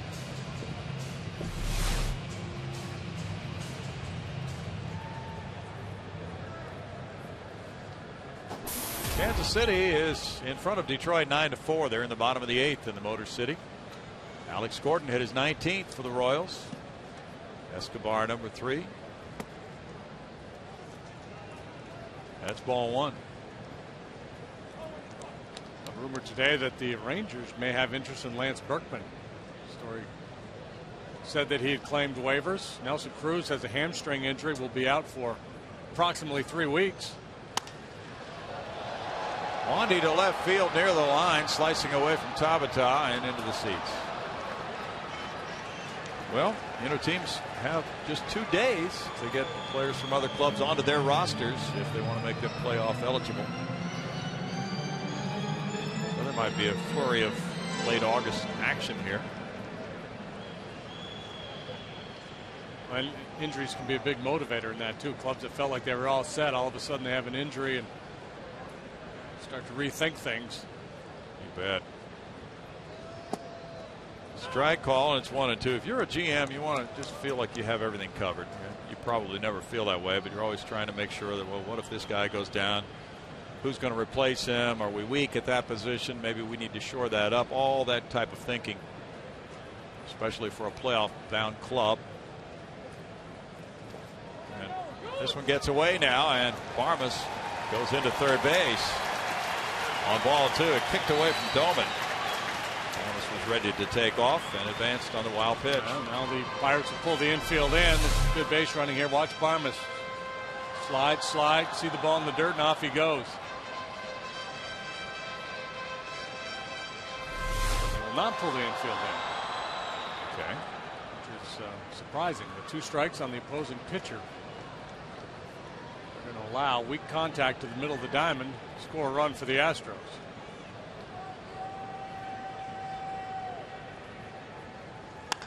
Wandy hits it to first. Barmas heads back for third. So he hit it to the corner man. 2 outs. And Schaefer will bat. Schaefer's taken 2 third strikes so far in this game. I think Clint Hurdle got away with one there. Yeah. By not pulling his infield in. Yeah, I think Wandy hits a real routine ground ball to second base. That's get a pretty cheap run there. Yankees lead 3-2 at Baltimore. They're in the bottom of the 9th inning. Yankees are mad at Baltimore for not playing a doubleheader on Friday. Nick Swisher hit his 21st homer. Mark Reynolds, number 31. J.J. Hardy, number 26 for the Orioles. J.J. Hardy, my goodness. Big year, huh? He signed that contract extension to stay with the Orioles. So, yeah, the Yankees wanted the Orioles to agree to play 2 on Friday, and they would not agree to that. So now they have to make up a game on what would have been a Yankee off day. That's a liner up the middle and into center field. An RBI single for Schaefer. A big 2-out hit. He just punched it past the diving shortstop, Darno, for his 11th run batted in. 2-out hits, kind of the theme for the Astros tonight. So they got their run in the 4th, and he just blocks that ball. Yeah. Protecting the wicket.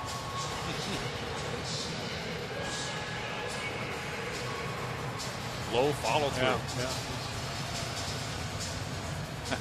Cutting his swing off like a golfer is trying to control the trajectory. Exactly.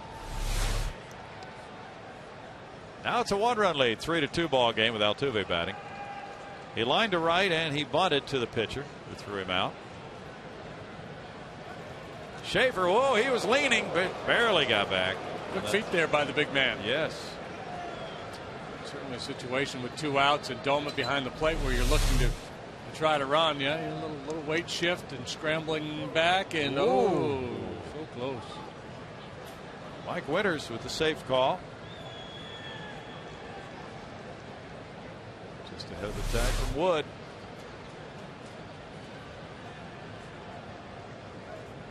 And another throw, and Ollendorf really fired it. Good success rate for Schaefer, 82%.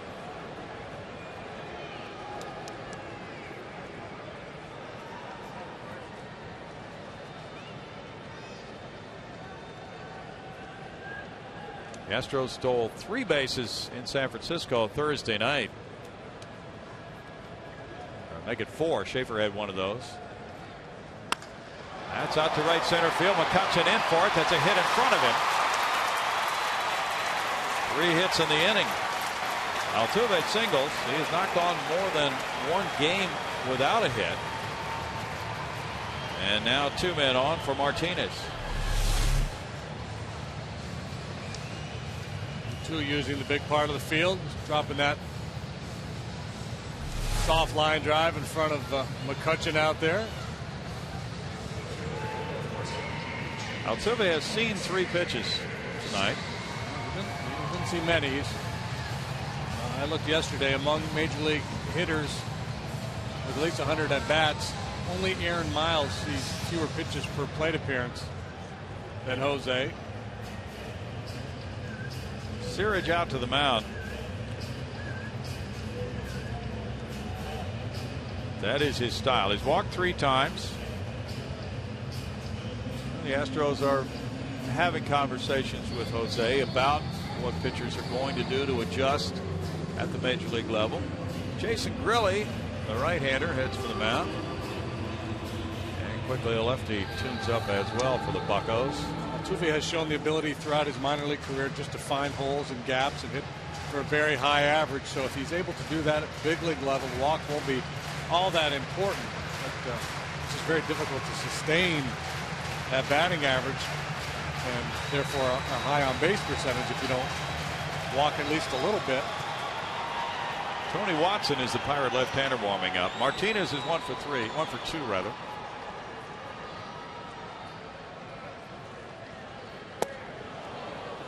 Big curve, strike one. JD was talking with Craig Biggio before the game about an at-bat he had on the road with the bases loaded when he took strike 3 on an 0-2 count. They had a nice discussion about that.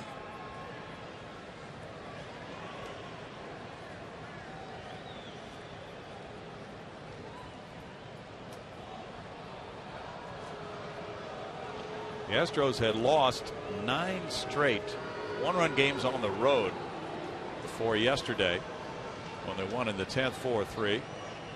They lost Saturday night in the 10th 2-1.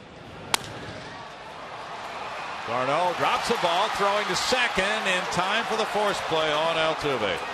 And the Astros make it a one-run game through 5, getting a run on 3 hits, leaving 2 in the 5th inning. 3-2 Pirates.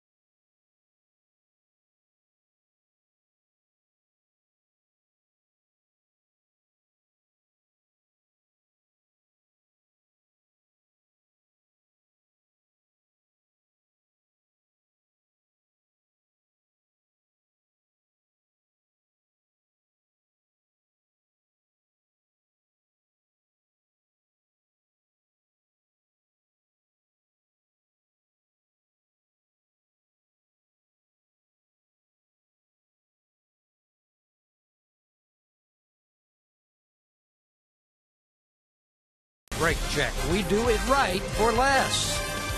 By HP. Everybody on.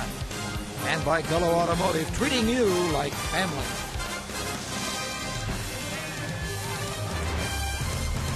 Thank you, Greg Lucas. Greg's had a long day. He reported for jury duty downtown at 8 a.m. this morning. What a good American. Yeah, I was there, man. There is a strike one to Ryan Doumit, who leads off the 6th inning. Doumit had the RBI double in the 4th. He's 1 for 2. I had one of those coveted high numbers, though. How high was it? High as it goes. 63 jurors 63. picked. I was number 63. It's a very good feeling when you're number 63. Mm-hmm. Fly ball to center field. Schaefer waiting.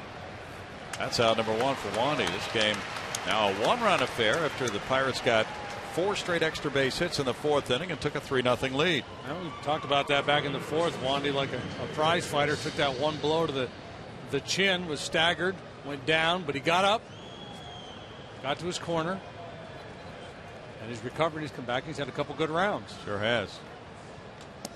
Matt Diaz takes ball 1. He struck out and he walked. Wandy said the night before that last start in Colorado, he was really thinking about a lot of things involving a waiver type trade situation, and said it did not bother him when he took the mound that day. Blocked it out. 1 ball, 1 strike, but it can be unsettling sometimes for a player when he knows he's been claimed on waivers by another club and he might be leaving the scene, perhaps going to a new league. 2 balls and 1 strike. But now he's got to be feeling pretty good about things as he's back in a comfortable spot again. And he's had good success in this ballpark. Foul ball there makes it 2 balls, 2 strikes. His ERA 3.41. Quite a bit lower than the team's ERA of 4.56. And he is 9-9 on a club with a 44-90 record. Yeah, if I were Wandy, my biggest concern would have been the fact that I was claimed by the Rockies.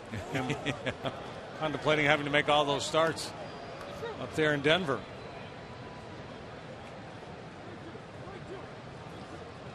The team is 24-27 in games started by Norris and Rodriguez, and way below 500 in all the other games. Curve, ball 4. Diaz draws his second walk, number 4 of the night for Wandy. And it's Travis Wood coming up. He has struck out both times. Yankees beat Baltimore 3-2. Win number 11 for Freddie Garcia. Mariano Rivera got his 34th save. Joe Girardi thinks that if there's a doubleheader, there should be a 26-man roster for those teams involved in the doubleheader.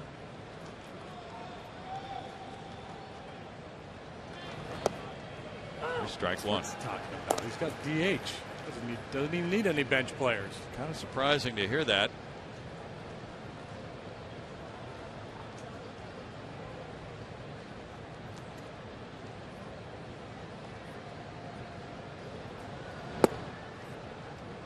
It's a 1 ball, 1 strike count.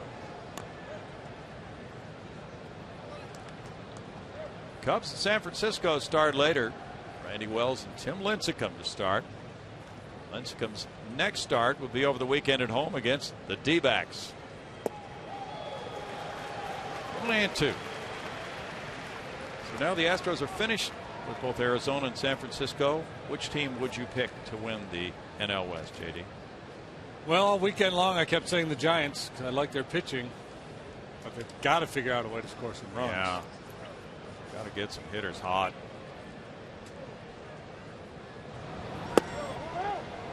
It's 2-2.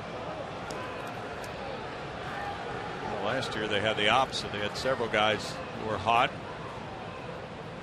and now they just, I asked that Brad Mills that question, and he said, well, a lot of it is dependent on probably the center fielder Andres Torres, who was so good for them last year, what he does. Curveball struck him out for the 3rd time. It's number 11 for Wandy.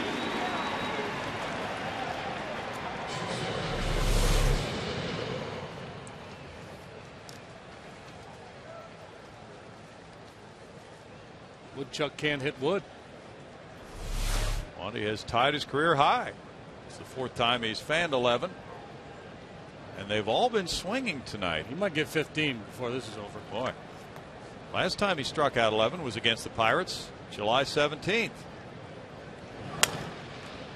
strike out a lot. If you go to coolstandings.com, they'll give you the playoff percentages of the various teams, and according to that website, the Arizona Diamondbacks have an 86% chance of making the postseason, and the Giants 13%. Ooh. Surprise. 1-1. Wandy fanned 11 buckos here on July 17th. That was in 5 2/3 innings. And he has pitched 5 2/3 innings again with 11 strikeouts and 101 pitches.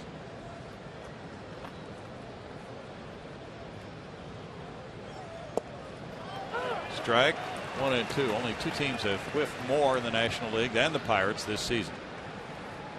Pitcher spot is due up next. Ronnie Cedeno is on deck.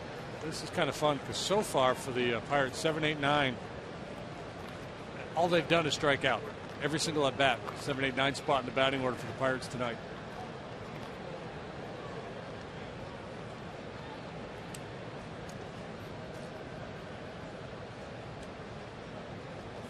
We've heard the term automatic outs, but that's ridiculous.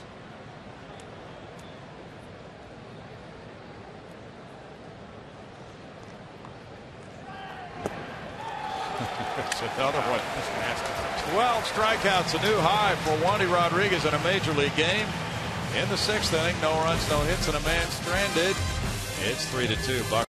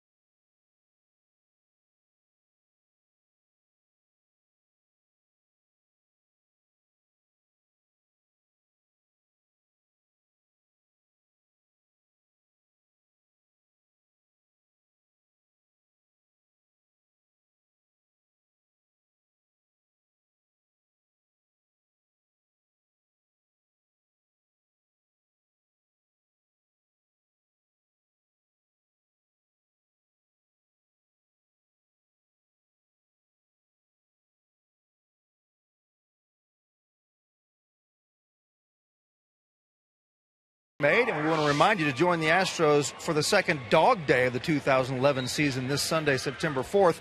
Purchase the ticket package at astros.com/dogday and score bullpen box seats for you and your dog, an Astros dog leash, and great pregame activities for only $40. Go to astros.com/dogday tonight. Maybe even throw in a few biscuits, eh, guys? Why not? Ronnie Cedeno's in the game in a double switch at shortstop, batting ninth. He'll be leading off the seventh inning. New pitcher is right-hander Jason Grilli with a 1-0 record, an ERA of 3 for 16 games with the Buccos. Veteran right-hander signed as a free agent by the Pirates back on July 21st. And, so far with Pittsburgh, he's thrown the ball quite well. Carlos Lee's 3 for 5 lifetime against Grilli. There's ball 1. Ohlendorf in 5 innings allowed 5 hits, 2 runs, walking 1, fanning 6. Could be his first ever win against the Astros if the bullpen can protect the lead. It's 2-0 for Grilli. Pitched the scoreless 7th inning Friday night in St. Louis. Ohlendorf threw 72 pitches in his 5 innings of work. He retired the first 14 tonight. Keep a close eye on Ohlendorf. Been down most of the year with the shoulder injury. So they get him out of there after 5 solid innings of work. Really had quite a game Wednesday. 2 2/3 scoreless innings. Liner to left. That'll drop in for a hit for El Caballo and extend his hitting streak to 10 games. Swinging on 3-0. He looped it over the shortstop and in front of Tabaton left field.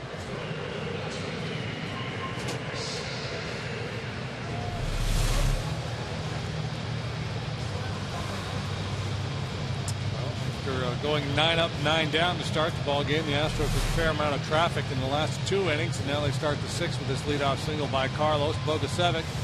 2 very good swings of the bat tonight. A deep drive, pretty much straightaway center field, little left of straightaway center field that McCutchen tracked down, and then an RBI double in the 4th. Really a veteran who's been around with a number of different teams. Originally a first-round pick of the Giants. Dad was a big leaguer, Steve. He's a pitcher for Detroit and Toronto.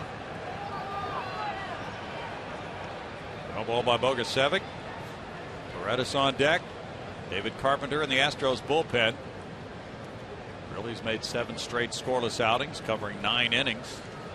17 strikeouts in his last 13 and a third innings.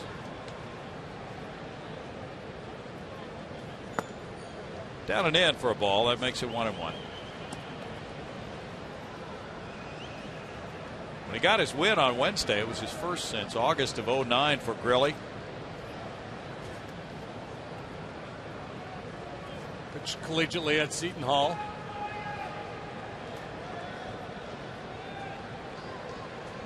He was at the Phillies AAA club, Lehigh Valley, signed by the Pirates. Doman scrambles after that one. 2-1. Phillies elected not to keep Grilli when his contract's escape clause kicked in. He missed all of last season with right knee surgery.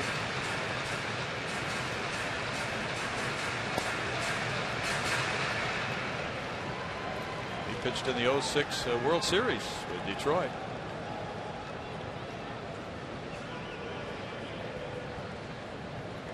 Cleveland beat Oakland 2-1 the final in Cleveland. Huff beat McCarthy. As Perez got his 30th save. Foul back. 20 home runs for Carlos Santana now of the Indians. Phillies down Cincinnati 3-2. Bastardo the winner. 6-0 is his record. Homer Bailey lost it. He's 7-6. Madsen got his 24th save. Phillies have truly been amazing this year. Amazing yet not surprising. No. Bouncer Grilli. He goes to Cedeno and then on to Wood. A 1-6-3 double play.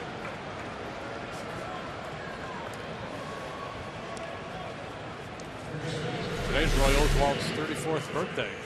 Speaking of Phillies. That's just the way his father would have taught him to handle that comebacker. Yep. Jimmy Paredes grounded out and he struck out. Grilli was the career strikeout record holder at Seton Hall. And he left there. More than Bish? A comment brought to you by Jeff Bagwell. Strike one.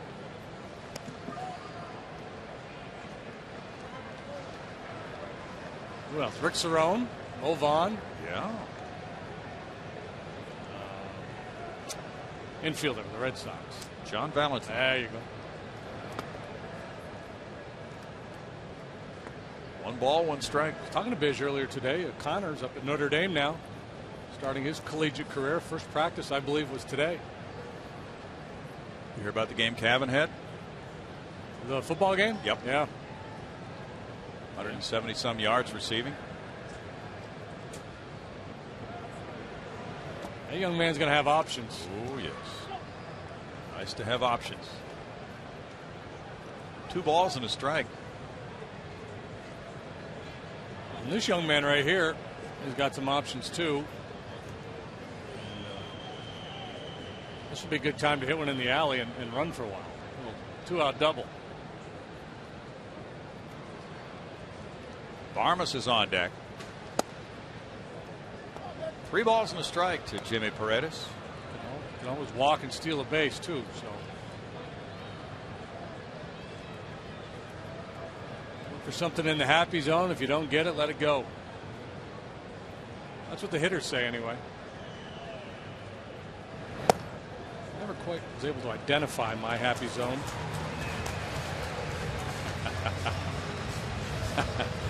That's the second walk for Pirate pitching tonight. Just foul those balls into that third base dugout, though. You hit some shots over there. Where am I? You know, they talk about put it in the box. If you don't get it there, don't swing. I didn't know where my box was. You had some vicious line drives. They just weren't fair. Clint Barmas doubled and scored in the 5th.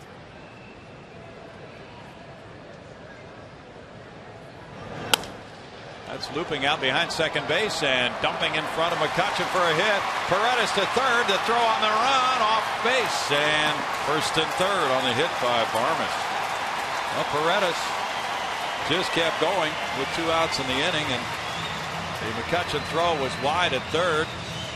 So it worked out well for the Astros, and now Corporan comes up.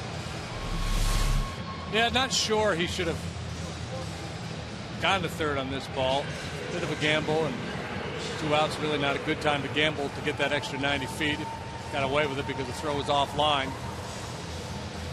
But he is fun to watch run. The enthusiasm of youth. You know the young kids are going to make mistakes, but you know, why not do it in this kind of a season? A learning opportunity, and hopefully it won't happen as much next year. Searage out to the mound. Yeah, but that's what you hope, is that the players develop. We talked earlier about scouts and development and teaching the guys the game, and that's what you hope, is that they learn, and maybe what Dave Clark is talking to them about right now. Probably is. There are times when the mindset is, we're going to force the other team to make a throw, and we're going to hope they make a bad throw so we can steal a run or steal an extra 90 feet if the situation dictates. There are other times to say, even if we think we've got an 80% chance of getting that base, if this guy comes up and makes a perfect play, he's going to get me. Therefore, I'm going to stop at second base because there's 2 outs and I'm already in scoring position. And that probably is what Dave was telling him there. Now, you made it, you got away with it, but this is very much a game of percentages. When you know, and the outs dictate when you press and when you don't. Matt Downs is on deck. Corporon batting with a 1-0 count. He has struck out both times. A guy with Jimmy Paredes' speed should be able to score from second with 2 outs on just about any kind of a single.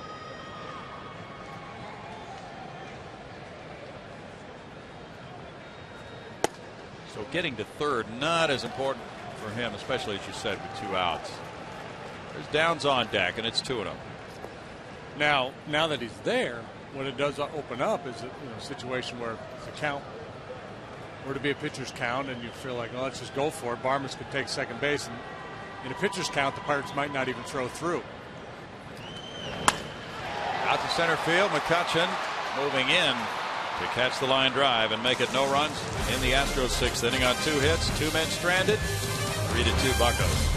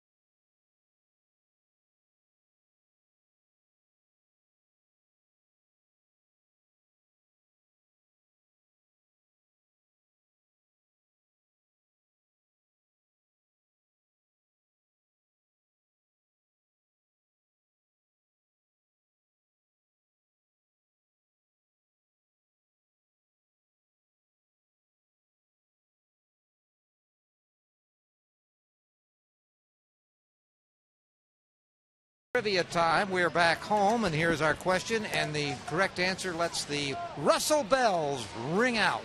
Here's the question. Since 1970, only 2 pitchers have thrown more than 375 innings in a season. Who were they?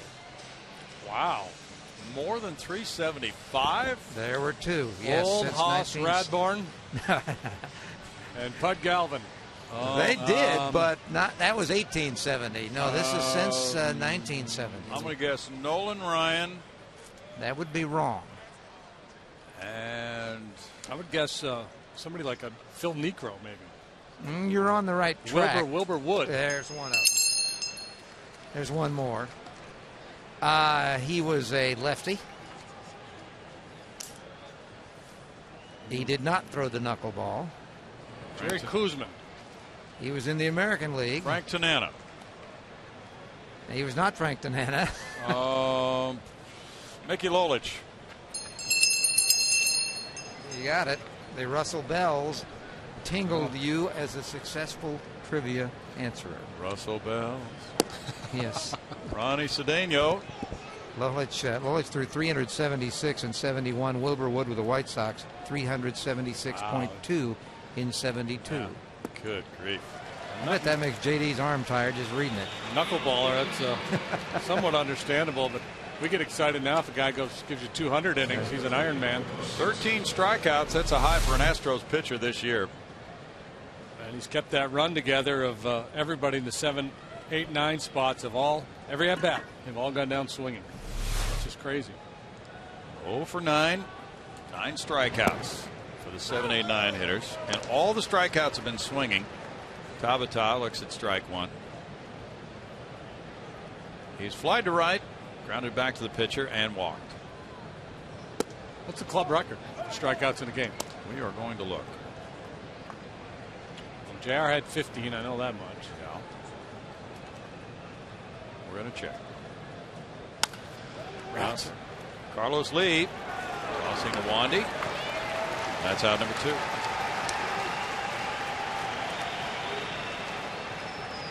That's probably it. JR's 15. Scotty had high strikeout games. Nolan, of course. I think Nolan had 16 in a game. Let's see. Oh, Don Wilson had 18. Oh, that's Don. right. Well, okay. Yeah, that's right. 68. Well, he's going to have to go like crazy to get that. Harrison is next up. He doubled in the 4th inning. He's 1 for 3.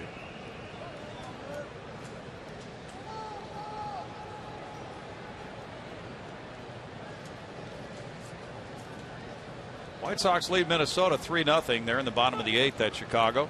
I guarantee you 13 strikeouts is the club record for a guy not throwing a fastball over 90 miles an hour. Yeah.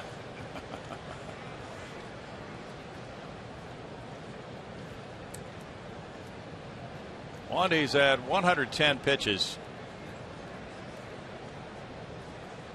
And it is. Look, I mean, aside from that 4th inning, which is just the most bizarre inning of the year, given what's gone on either side of it. Other than that, he's just been on cruise control. Carlos and Altuve were just side by side on the infield talking during that little moment at the mound.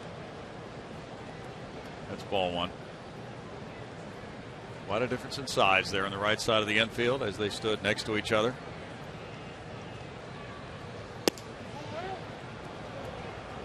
Two balls, no strikes.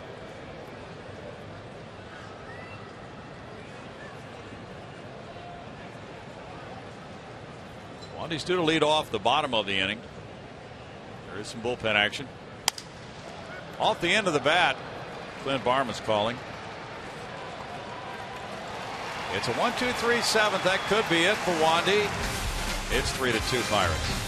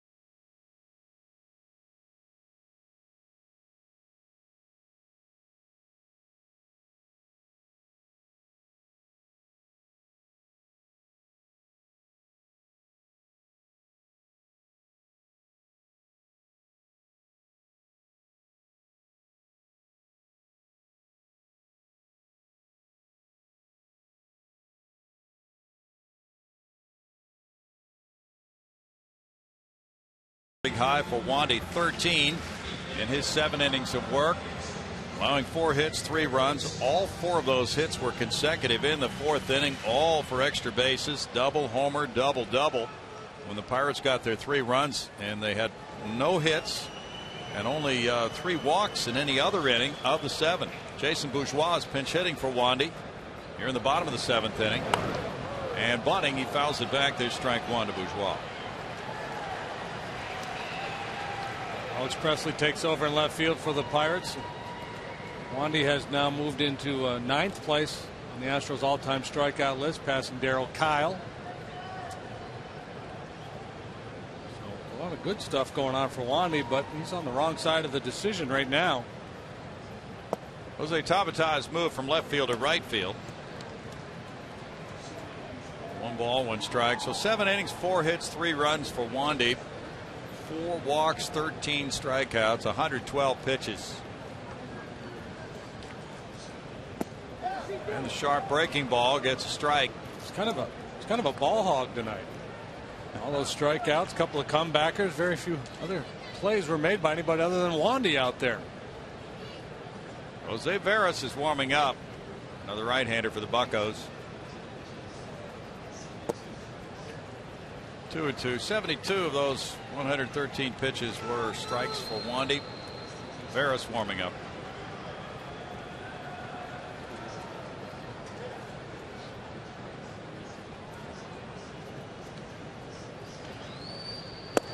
Almost hit him. 3-2 now to Bourgeois.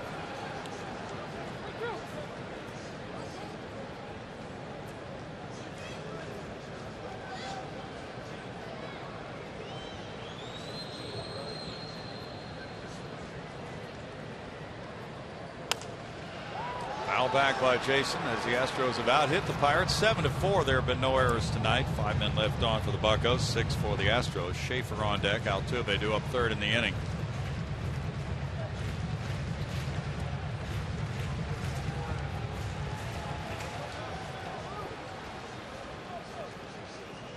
Tomorrow night it's Charlie Morton and Henry Sosa at 7:05. Astros live at 6:30 on FS Houston. 1 hopper to Grilly. 1 down here in the 7th. Really got the big double play ball from Bogusevic back to him in the 6th inning. Gave up 2 hits and a walk in that frame. Schaefer singled in a run in the 5th after looking at 3rd strikes twice in the 1st and 4th innings.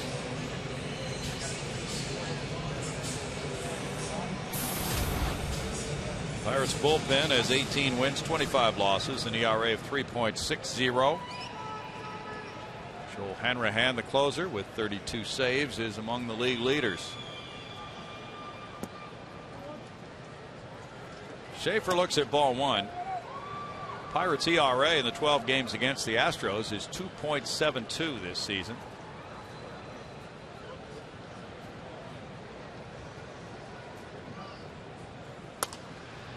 Schaefer fouls it. It's 1-1 to Jordan.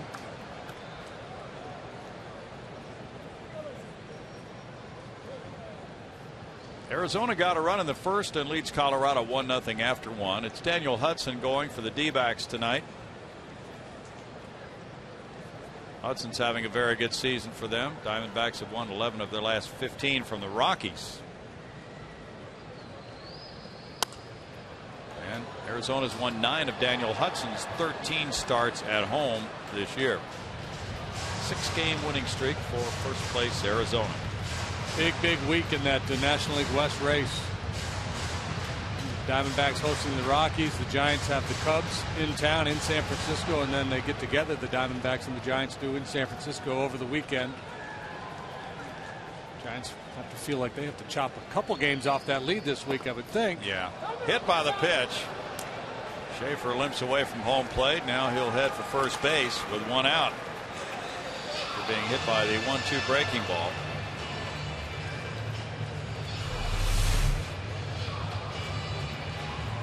On the top of the left foot. Diamondbacks have won 9 straight at home. See it get Schaefer. Altuve takes a look down at Dave Clark. He singled to center of the 5th inning. He's 1 for 3 tonight. He has seen 3 pitches in this game. J.D. Martinez is on deck. That's Alex White starting for Colorado at Arizona tonight.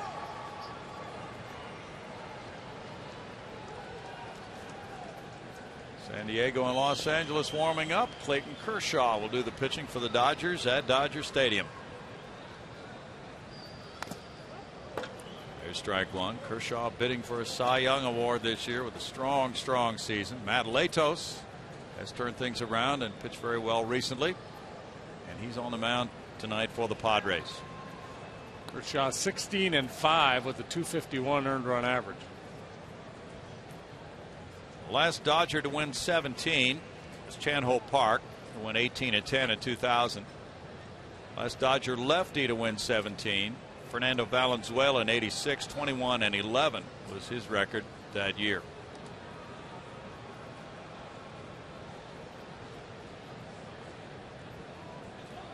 '86, you said? Mm-hmm. Your Scotty won the Cy Young. That's true. Mike won 18 ball games that year. You are right. Struck out 300. Wasn't that amazing? No balls, 2 strikes.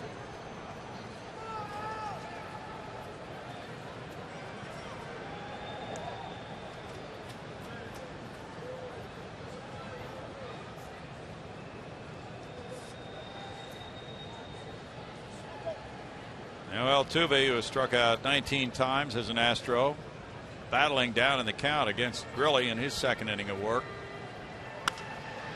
Punches that one up the right field line. Top over, but it's out of play for him. So Grilli from 2 pitches off the plate, and he had Jose hacking at him. And then 0-2, he throws the ball right down the middle. Probably not by design.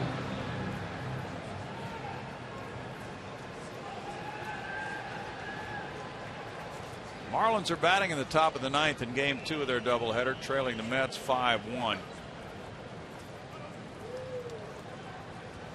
Mets won the opener 2-1. Jose Reyes was supposed to be activated for the 2nd game of that doubleheader. Been out a good long while now. Sure has. Yeah, he's still the batting leader in the National League. Still has enough plate appearances to qualify. 1 out of 4 tonight so far.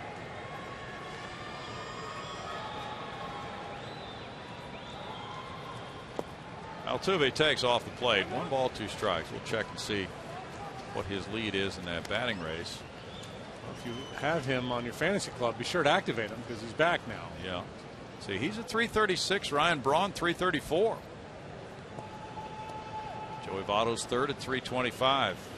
Yeah, Joey Votto's been surging here. Well, in terms of average power, everything. His numbers are going to be MVP quality again this year at the end of the day.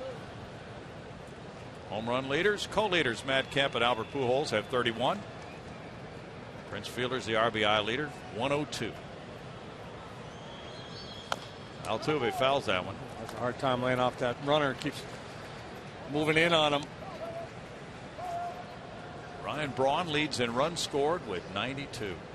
Well, he and Fielder going to be neck and neck for MVP votes this year. That should be very interesting to see how that winds up.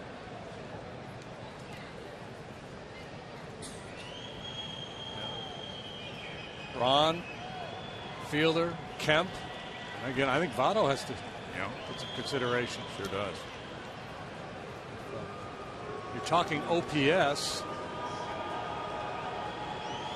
It's Braun at 999, then Votto, then Berkman.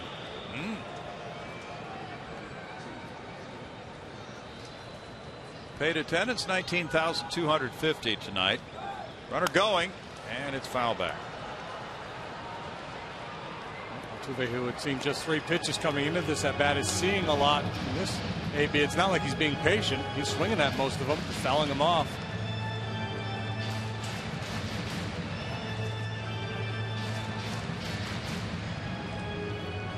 White Sox and Mark Burley shut out the Twins 3-0 at U.S. Cellular. Burley going to 11-6, beating Kevin Slowey, who's 0-3. Santos getting save number 27. Toronto beat Tampa Bay 7-3.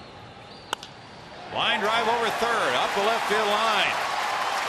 Schaefer legs it to third base. Stop sign there on a double for Altuve. And that brings up Martinez. A 2-minute scoring position and 2 outs. Double number 9 for Altuve. Yeah, boy, nice battle there, and Altuve ultimately wins. Really taking another shot inside, and Jose that time able to get the hands in and the barrel out in front. He's a really good two-hole hitter because of his ability to hit all kinds of pitches. In, out, up, and down. You don't necessarily need a patient guy in that 2 spot in the batting order. You want a guy who can handle the bat and make a lot of contact for you. And he fits the bill there. Now we have moves by Clint Hurdle. Garrett Jones is coming off the bench. We'll sort it all out for you in just a moment. In a 3-2 ball game with the Astros threatening here in the 7th inning. Back after this.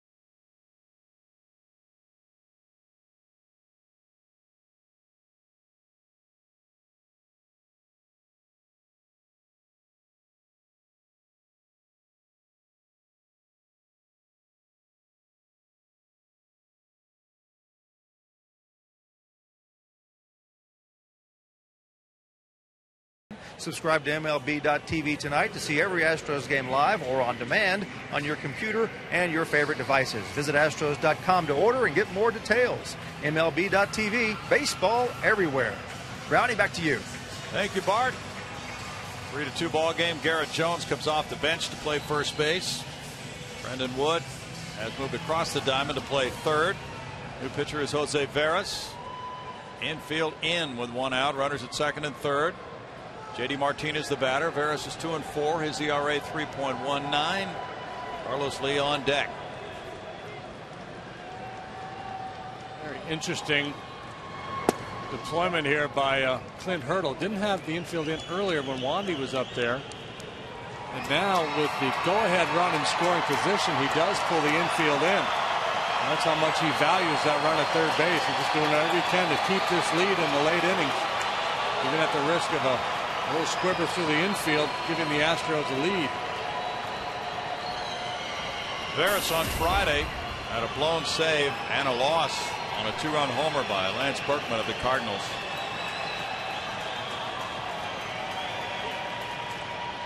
You got to be patient. He's got very good stuff, and he'll spend a lot of time out of the strike zone if you're willing to swing the bat. You got to be patient. Walk rate is pretty high. He's got good stuff. 94, 96 miles an hour with the fastball, big curveball, and a split finger pitch. He usually saves for left-handed hitters. This is his 9th appearance against the Astros this year. Foul back. 1-2. He is 0-1 against Houston. 1 save, 2 holds, 4 earned runs allowed in 6 innings for an ERA of 6.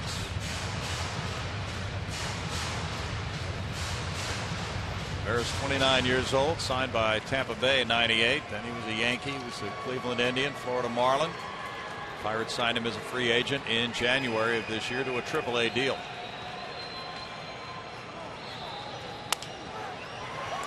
Wood steps on the bag, throws home, and safe, and the Astros have tied it. It's a 3-3 game. Wood crossing over third, tried the off-balance throw to the plate. And the Astros get Schaefer home to tie the game on a high hopper to third by Martinez. Altuve going to third base. I think Veras made a mistake there. Ahead in the count, threw a breaking ball in the strike zone. Not that JD hit it all that hard. But he threw him a pitch he could put the bat on, rolled over on it. By the time Wood gets there, he has no angle. Still takes a shot at Schaefer at home, but he had no throwing lane whatsoever. Well, and he hit him with the throw. So Martinez gets RBI number 26 on that, and his first and third one out for Carlos Lee. Fouls it for strike one. It was as a fielder's choice and an RBI. Now Wandy off the hook and has a chance to be a winning pitcher if the Astros get this fourth run home and can hold the lead. 25 runs batted in for J.D. Martinez in 28 Major League games.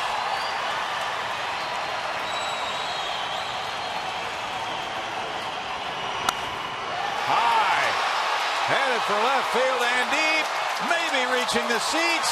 Carlos Lee with a 3-run homer to give the Astros the lead, 6-3. Number 13 for El Caballo.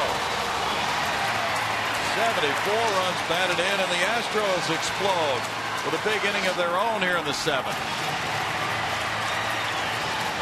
Carlos been on quite a roll over the last 10 days. Not been hitting for a lot of power. Had one home run on the road trip, but a timely long ball here, boy.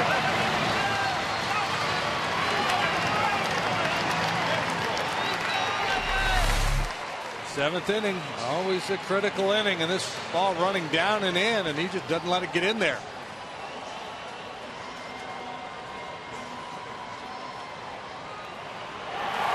.318 feet of pure beauty. Bogusevic is next. He shoots one to left field. That's slicing away from the line and foul.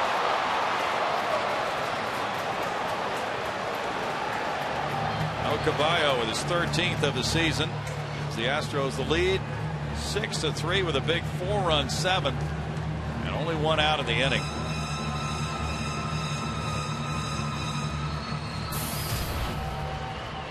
Another multi-hit game for Carlos on this 10-game hitting streak.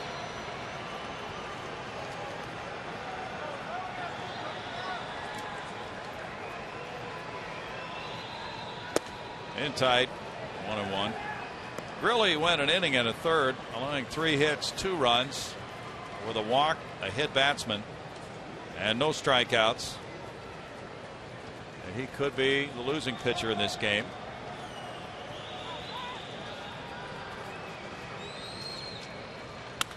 Line drive over first base, up the right field line, fair ball. It hits the stands and stays in play. No, it didn't. Went out of play for a double. Somebody touched it after it bounced in. Bogusevic gets his second double of the night and 9th of the year. One of those kids got a hand on it apparently, and then it kicked back onto the field. The Astros, who lead the league in doubles, get their 4th two-base hit of the night. Bogey hit one down the left field line earlier, and now he pulls one down the right field line, just barely fair.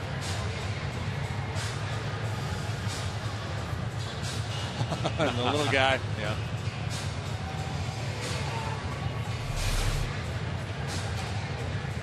They're going to have something to talk about for a while. I bet they are. Now the Pirates warm up a lefty in their bullpen. The Astros have come right at them here in the 7th inning. Watson up again.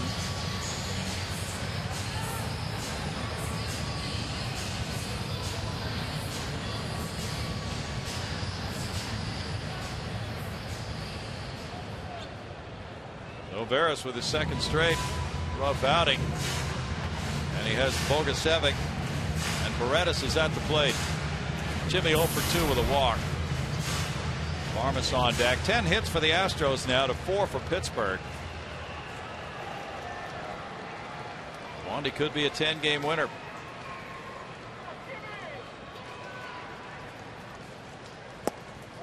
Ground to bunt. Paredes takes it on appeal to the third base umpire. It's a ball. Chris Guccione.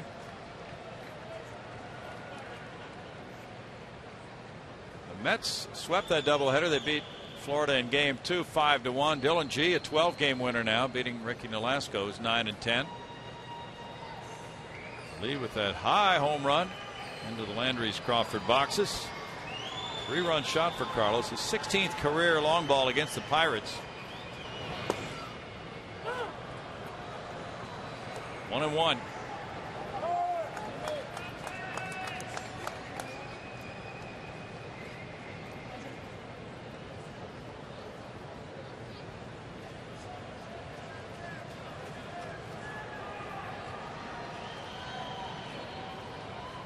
There goes Bogusevic for third. There's a bouncer foul.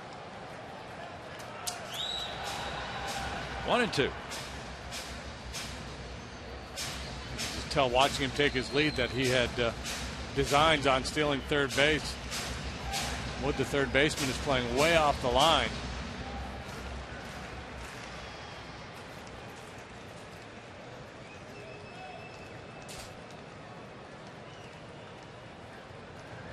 Daniel comes in behind Bogusevic.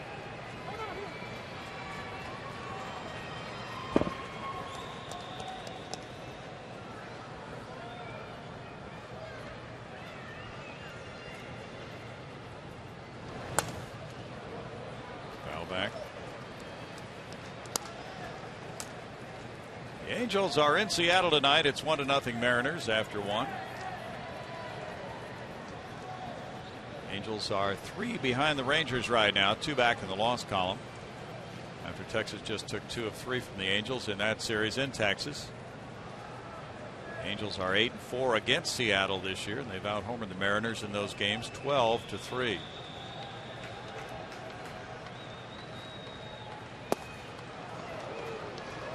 Beretta strikes out. 2 down, and it's Clint Barmas who has a pair of hits tonight in 3 tries.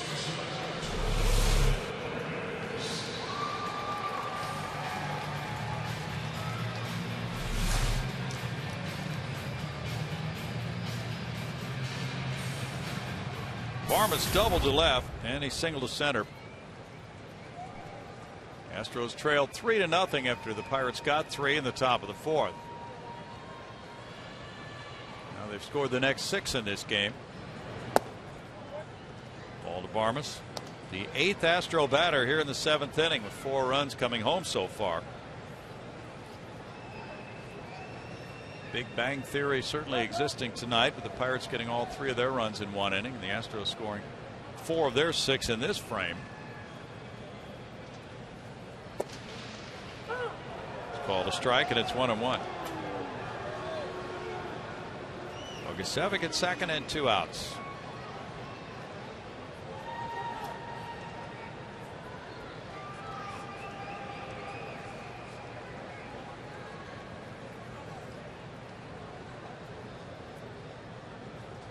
Ryan dancing off second. It's 1-2. The Astros had scored only 38 runs in 12 games against the Buccos this season. Pirates pitching them tough, but tonight they hit their stride offensively after not getting a base runner against Ohlendorf through the first 11 batters in the game. Yeah, it sounded like we hadn't left San Francisco. We're in for another 2-1 ball game. Bogusevic takes off. That's a pop-up. Walker calling. And the 3-run homer by Carlos Lee breaks the 3-3 tie. After 7, the Astros lead it 6-3.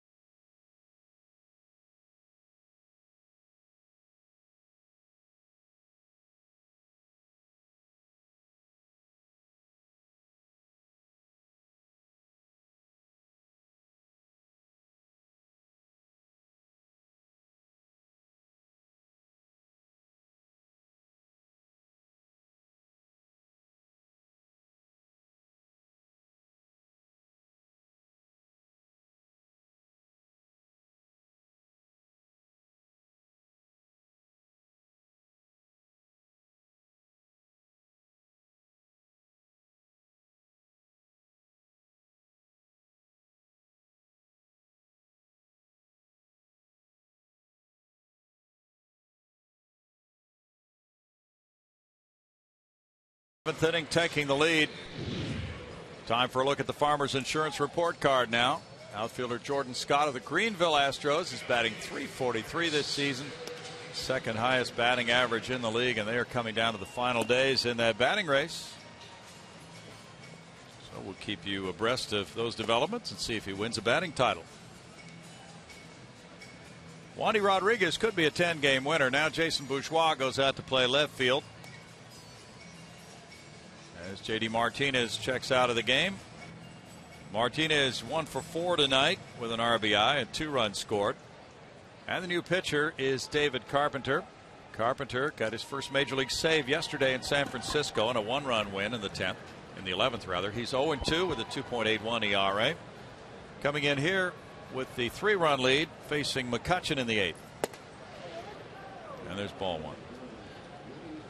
McCutchen with the 2-run homer in the 4th is 1 for 2 with a walk.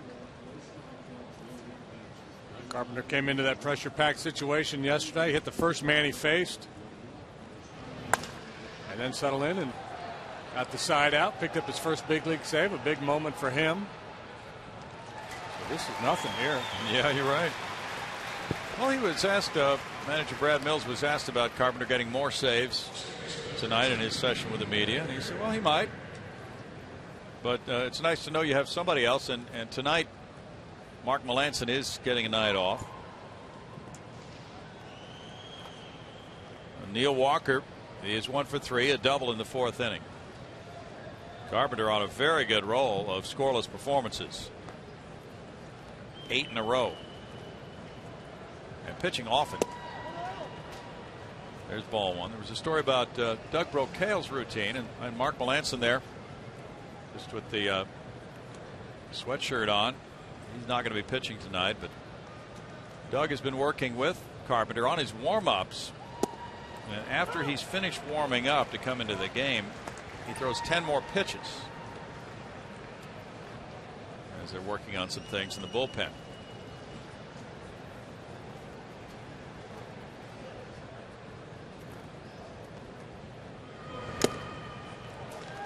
One and 2, and apparently they just feel that that's a better quality of work to put in rather than coming out early and throwing in the bullpen, something of that nature.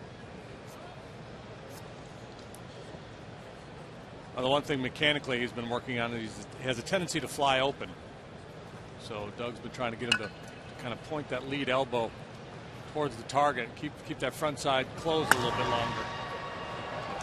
Bourgeois backs up in left field. Now comes in. 2 outs. So Carpenter responding quite well with all the work. He pitched Monday, Tuesday, Wednesday in Colorado, Friday and Sunday in San Francisco, now back out on the hill. Ryan Dolmet with the RBI double in the 4th inning is 1 for 3.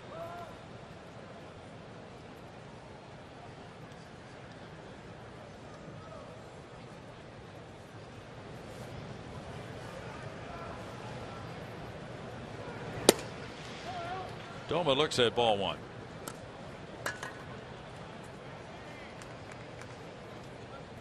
Dodgers got a run at the bottom of the 1st for Clayton Kershaw. They lead at 1-0 over San Diego, and Matt Latos after 1.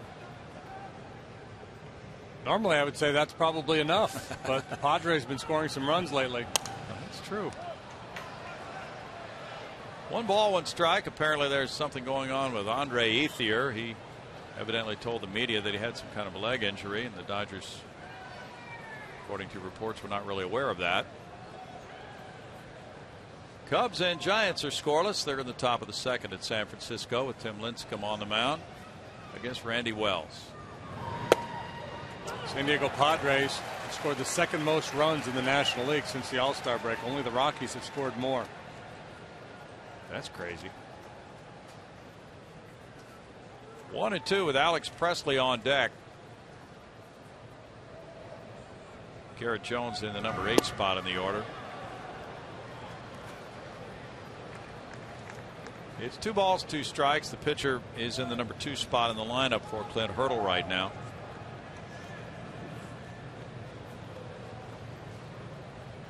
Luke Hochevar 1 for Kansas City, 9-5 in Detroit. Smacked on a line. Bogusevic with the grab.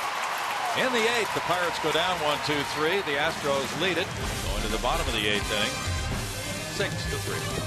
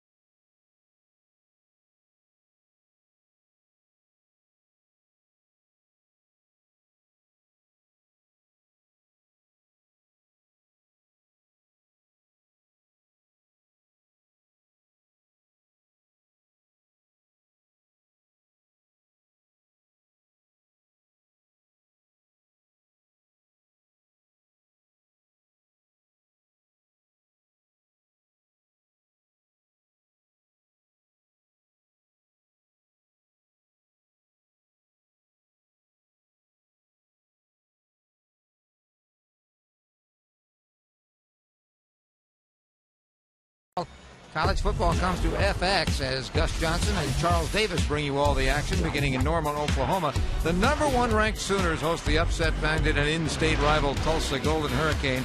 The FX College Football Game of the Week presented by Russell Athletic begins Saturday, September 3rd, 7 p.m. Central in high definition, only on FX. Tony Watson's in for the Pirates. He'll be pitcher number 4 with a 1-2 record, of 4.60 ERA for the lefty. Yeah.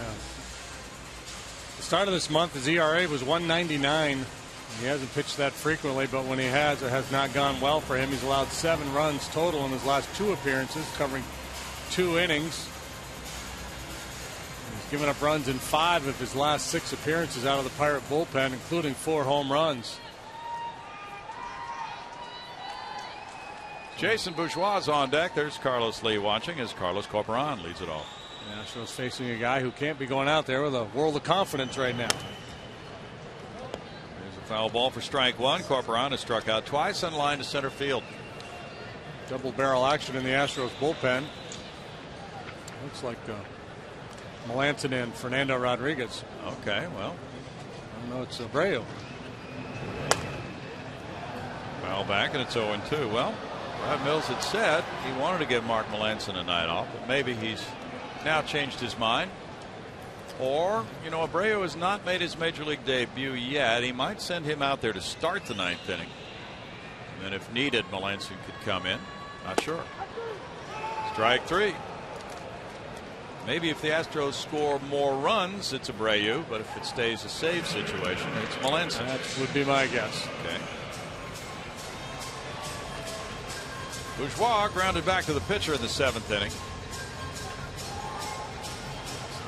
That's manager speak. When I don't want to use Melanson, means I hope I have a 7-run lead so I can give him a night off. Right. Up the middle, and that scoots on into center field. Bourgeois aboard. And there are times when you just have to shut a guy down. But apparently this is not one of those times. Melanson must have said, no, I'm good enough to go. Yeah.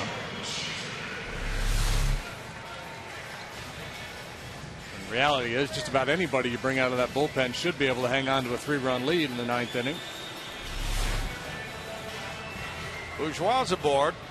Schaefer the batter. Schaefer drove in run number 2 with a 5th inning single. That was a key hit in this game. It came with 2 outs. And then he was hit by a pitch and scored in the 4-run 7th. And Schaefer's been right in the middle of things for the Astros tonight. Jose Veras in 2/3 of an inning tonight for Pittsburgh allowed 2 hits, 2 runs, no walks, 1 strikeout.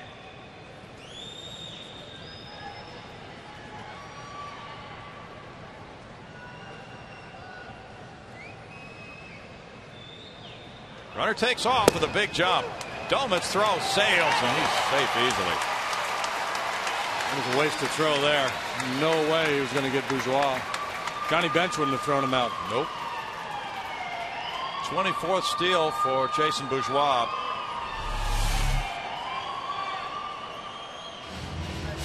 Going on first move, and then Watson with a little bit of hesitation in his delivery made it that much easier. Even a perfect throw, Bourgeois would have beaten easily.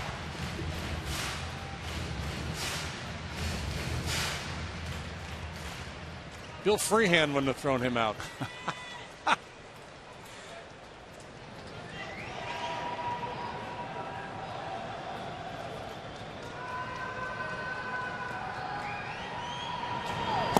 Schaefer takes, and it's one of them. The Astros have 12 steals in 13 tries against the Pirates this year.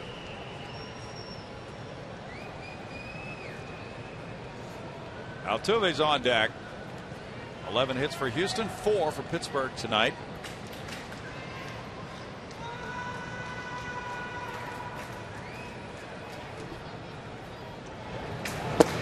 Inside.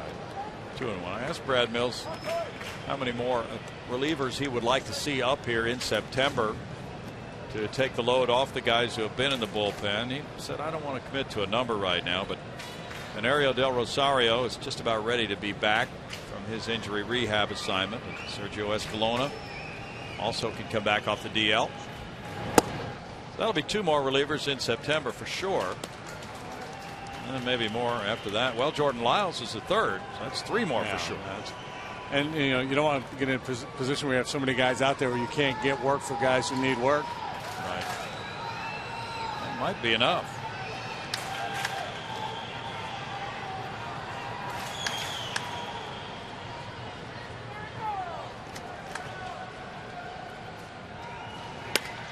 That's a looper up the middle into center field. Bourgeois will get to third base. It's tracked down by Walker. Now, the way that ball was hit, it wasn't a certainty, but Schaefer winds up with his 2nd hit of the night. So Bourgeois broke back to make sure, and then he made it to third. That was reminiscent of Luis Gonzalez off Mariano Rivera to win the World Series. Yeah.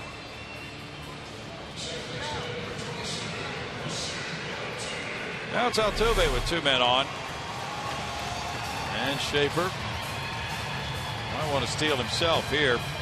Altuve has a single and a double tonight.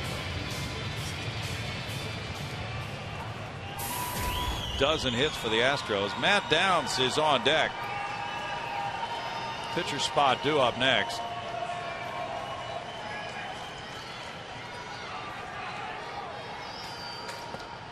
Altuve looks at ball 1.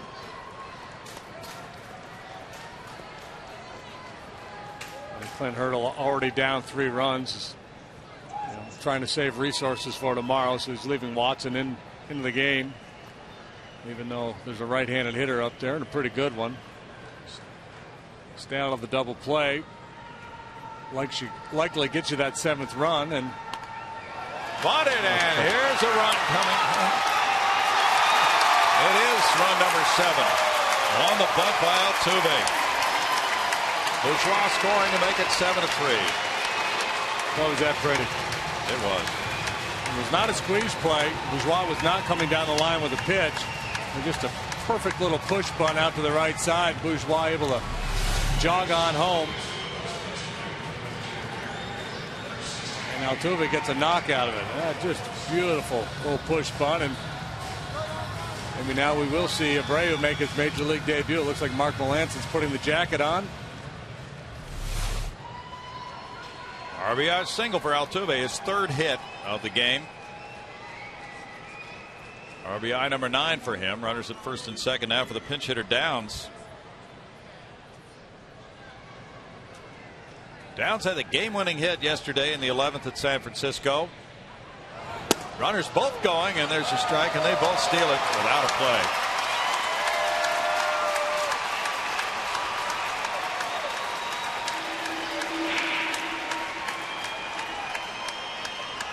Schaefer to third, Altuve to second on the double steal. Apparently, it's being ruled a fielder's indifference. Infielder's in now. Fielder's indifference. That's what the ruling is. Bouncer up the middle. Cedeno checks the runners. Oh, yeah, Altuve broke to third, and he's going to be out at second base. Wow. Well, it turns out to be a double play to end the 8th inning. The Astros settled for 1 run on 3 hits.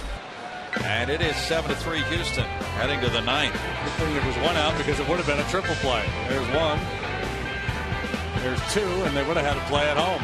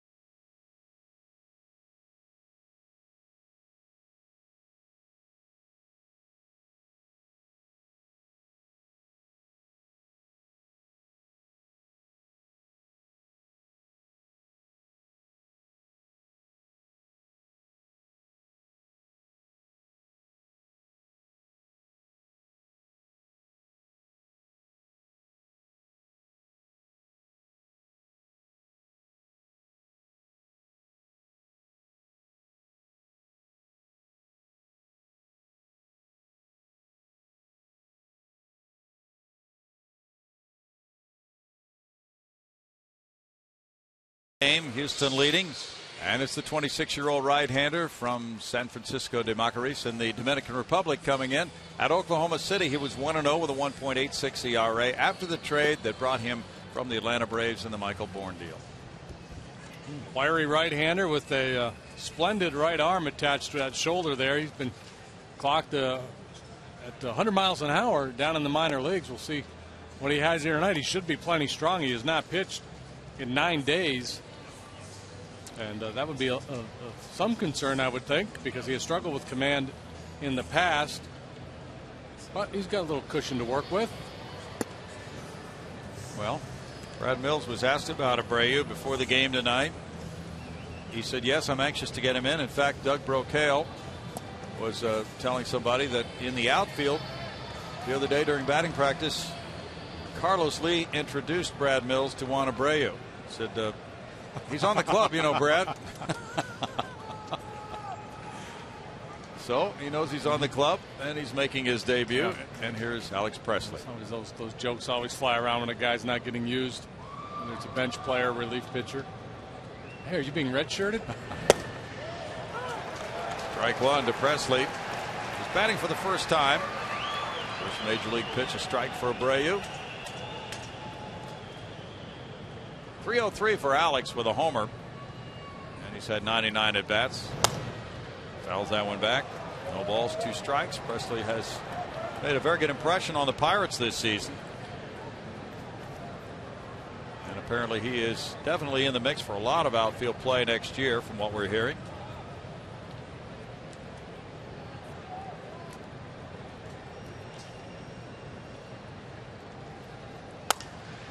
Fastball's fouled away. 94, 95, now 97 miles an hour. Problem finding the strike zone, coming right after Presley. Abreu signed with Kansas City as a free agent in 03 and then moved along to Kansas City in 09. He missed 07 with an injured elbow.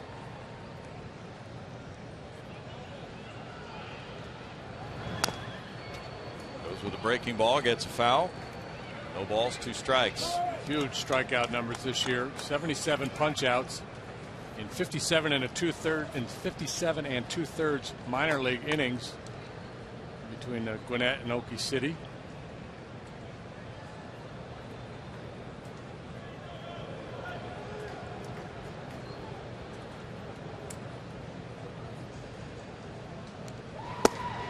Just off the plate. 1-2.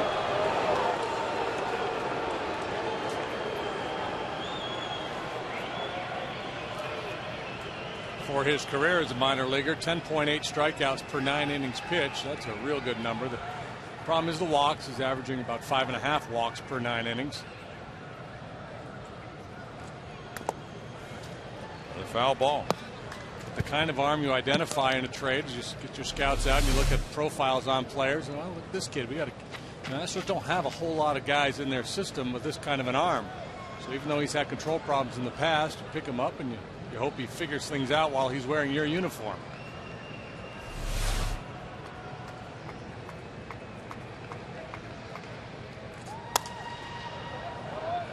Presley's hanging tough. At a ball and 2 strikes. Fouling off those pitches at 96, 97. Congratulations, young man. Yeah, Presley had a real nice series against the Astros in Pittsburgh earlier this year. Pirate fans were pretty fired up about this kid who's making a lot of contact and showing some daring on the bases, taking the extra base. He had 3 hits in one game and a walk, stole a base. He's from Monroe, Louisiana, not far from home, and the University of Mississippi. Lives in Shreveport. An 8th round pick in 06. In the dirt. 2 balls, 2 strikes. Presley was the Pirates minor leaguer of the year last year and had 23 major league at bats. Spent most of the year at AAA Indianapolis, hitting .294 there. And he was at Altoona as well last year. And struck out. First major league strikeout for Juan Abreu in his debut.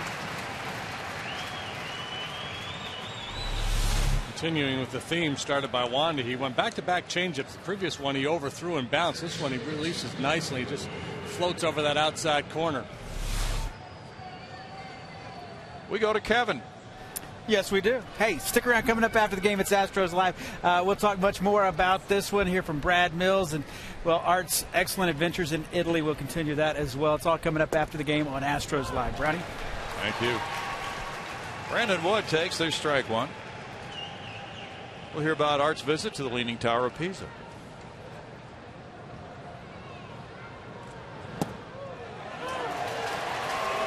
No balls, 2 strikes. Bono Natale. That's all I got. That's it. Arrivederci. Whoa. Wood swings it one way up at his eyes. And he wins the Golden Sombrero tonight. Yeah, he does. Well, at least he went down swinging all 4 times. It's been a 15 strikeout game for Astros pitchers. Garrett Jones coming up next. Seems to be a fair amount of resignation in that swing. When he headed up there what the outcome of that AB was going to be. Strikeout high for the Astros this year, 16 strikeouts against Pittsburgh, July 17th. Wandy started that game.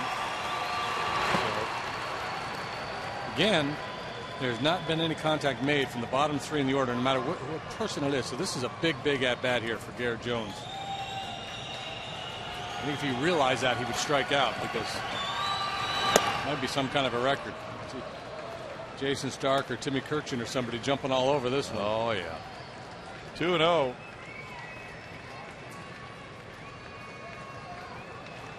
The Astros have out-hit the Pirates 13-4. All Pirate hits have come consecutively in the 4th inning. Extra base hits when they took a 3-0 lead. Crazy game tonight. Now it's 3-0 for Abreu.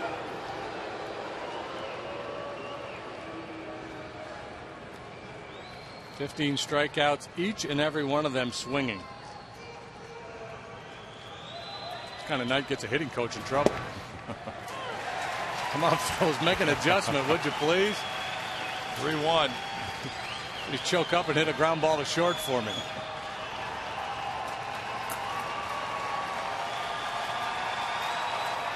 Garrett Jones had a very nice series here in mid-June with a homer and 5 runs batted in 3 games. He takes a 2-out walk.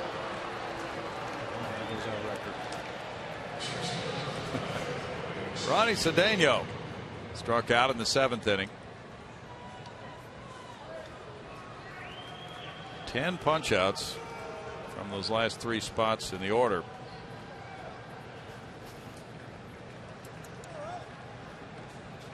Carlos Lee playing off the base at first.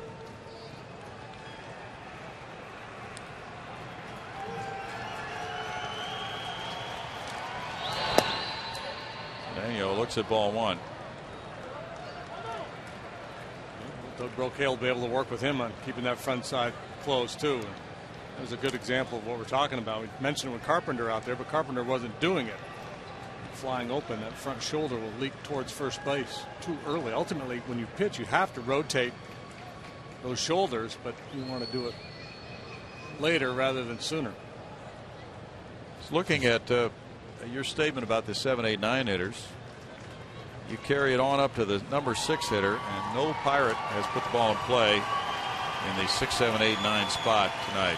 3 walks, everything else strikeouts.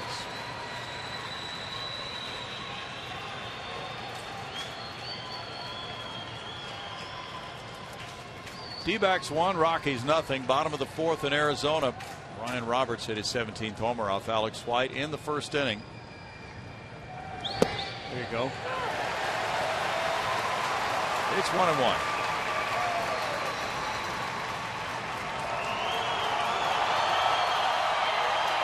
Just another major league debut for the Astros. Foul back, 1 ball, 2 strikes. There have been many this year.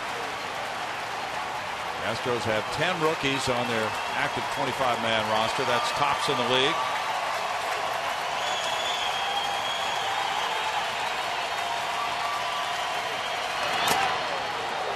Foul ball. Still 1-2. So we've seen J.D. Martinez, Jose Altuve, all the others make their debuts this year. Right off the mask of Carlos Corporan.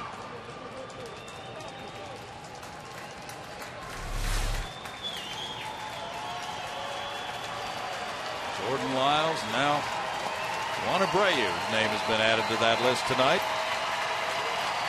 He has a chance to strike out the side in his major league debut. And it's tapped to third, but foul.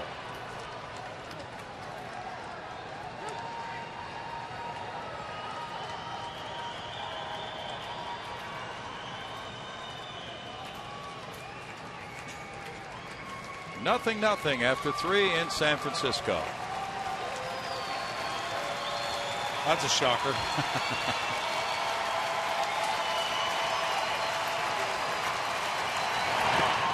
That's low for ball 2. 2 balls and 2 strikes. Tomorrow night at 7:05, it's Henry Sosa, who got his first major league win in San Francisco against Charlie Morton. Astros live at 6:30 tomorrow night, and Wednesday it's Jay Happ and James McDonald. Same game time and airtime. 3-2 now, and with 2 outs, Garrett Jones will be on his way.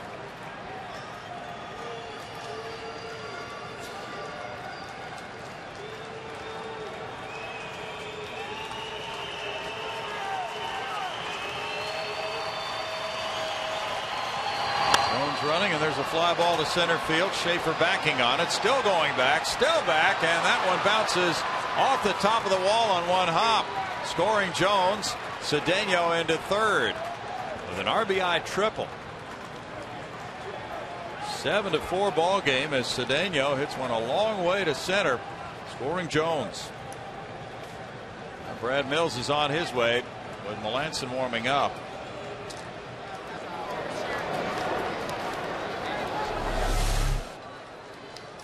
Well, Cedeno finally got the head out in front of one of those 95-mile-an-hour fastballs from Abreu, and that's the key when a guy throws that hard. You don't have to take a big swing. If you have a quick path to the ball and catch it out in front, you can hit it a long way. That's the debut for Abreu, and now the Astros try to nail it down with a 3-run lead, 7-4, as we return in just a moment.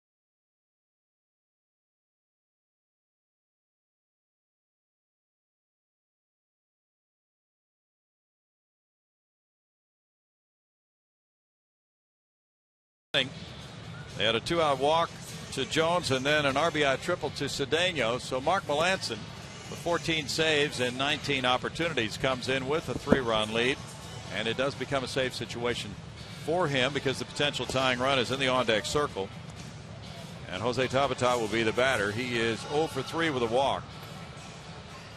Yeah, and I think that's why Brad brought Mark in after giving one up yesterday. I think he just basically thrown him the bone. Fairly easy save situation. He just has to get one out. 3-run lead and a man on third base. I think there's no real sense of urgency in the dugout that Abreu probably couldn't get it done.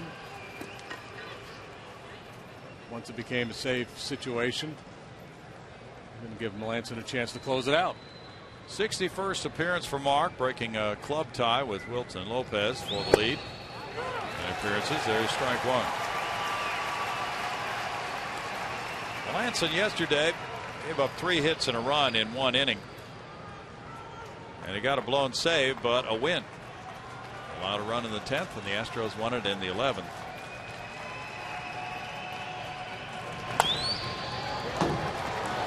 Well, then it snowballs, 2 strikes. Pitcher spot due up next.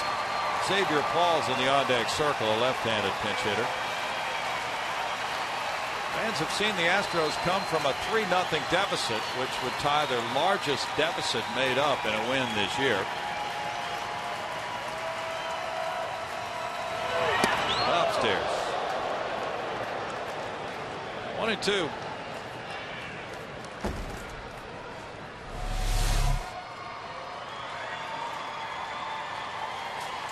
Melancon in 4 games against the Pirates has an ERA of 1.69 this year. 1 earned run in 5 1/3 innings. Fouled away. He is 0-1 with 2 saves against Pittsburgh this season.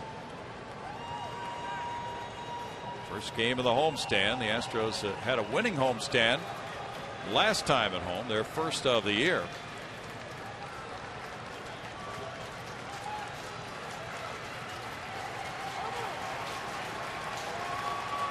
Tabata backs away. They were 4-2 against the Cubs and Giants last time at home. They'll have only 2 remaining homestands after this one. One of them just 3 games with the Phillies, and then Colorado and St. Louis. Punch foul. And only 2 road trips remaining. Also, the games now dwindle to just a few. Pittsburgh and Washington on a 6-game trip. beginning next Monday on Labor Day, and then Chicago-Cincinnati, the final road trip of the year. Tabata and Neil Walker, the only two of the starters for the Pirates tonight not to strike out yet. Might be time for Uncle Charlie to show up. A little fastball in. That'll do it. And Grace work, and Tabata looks at the third strike to end this one as the Astros have a huge strikeout game. 16 strikeouts to tie their high for this season. They struck out 16 Pirates back on the 17th of July. They do it again here as they win the opener of this homestand. Final score, Houston 7, Pittsburgh 4.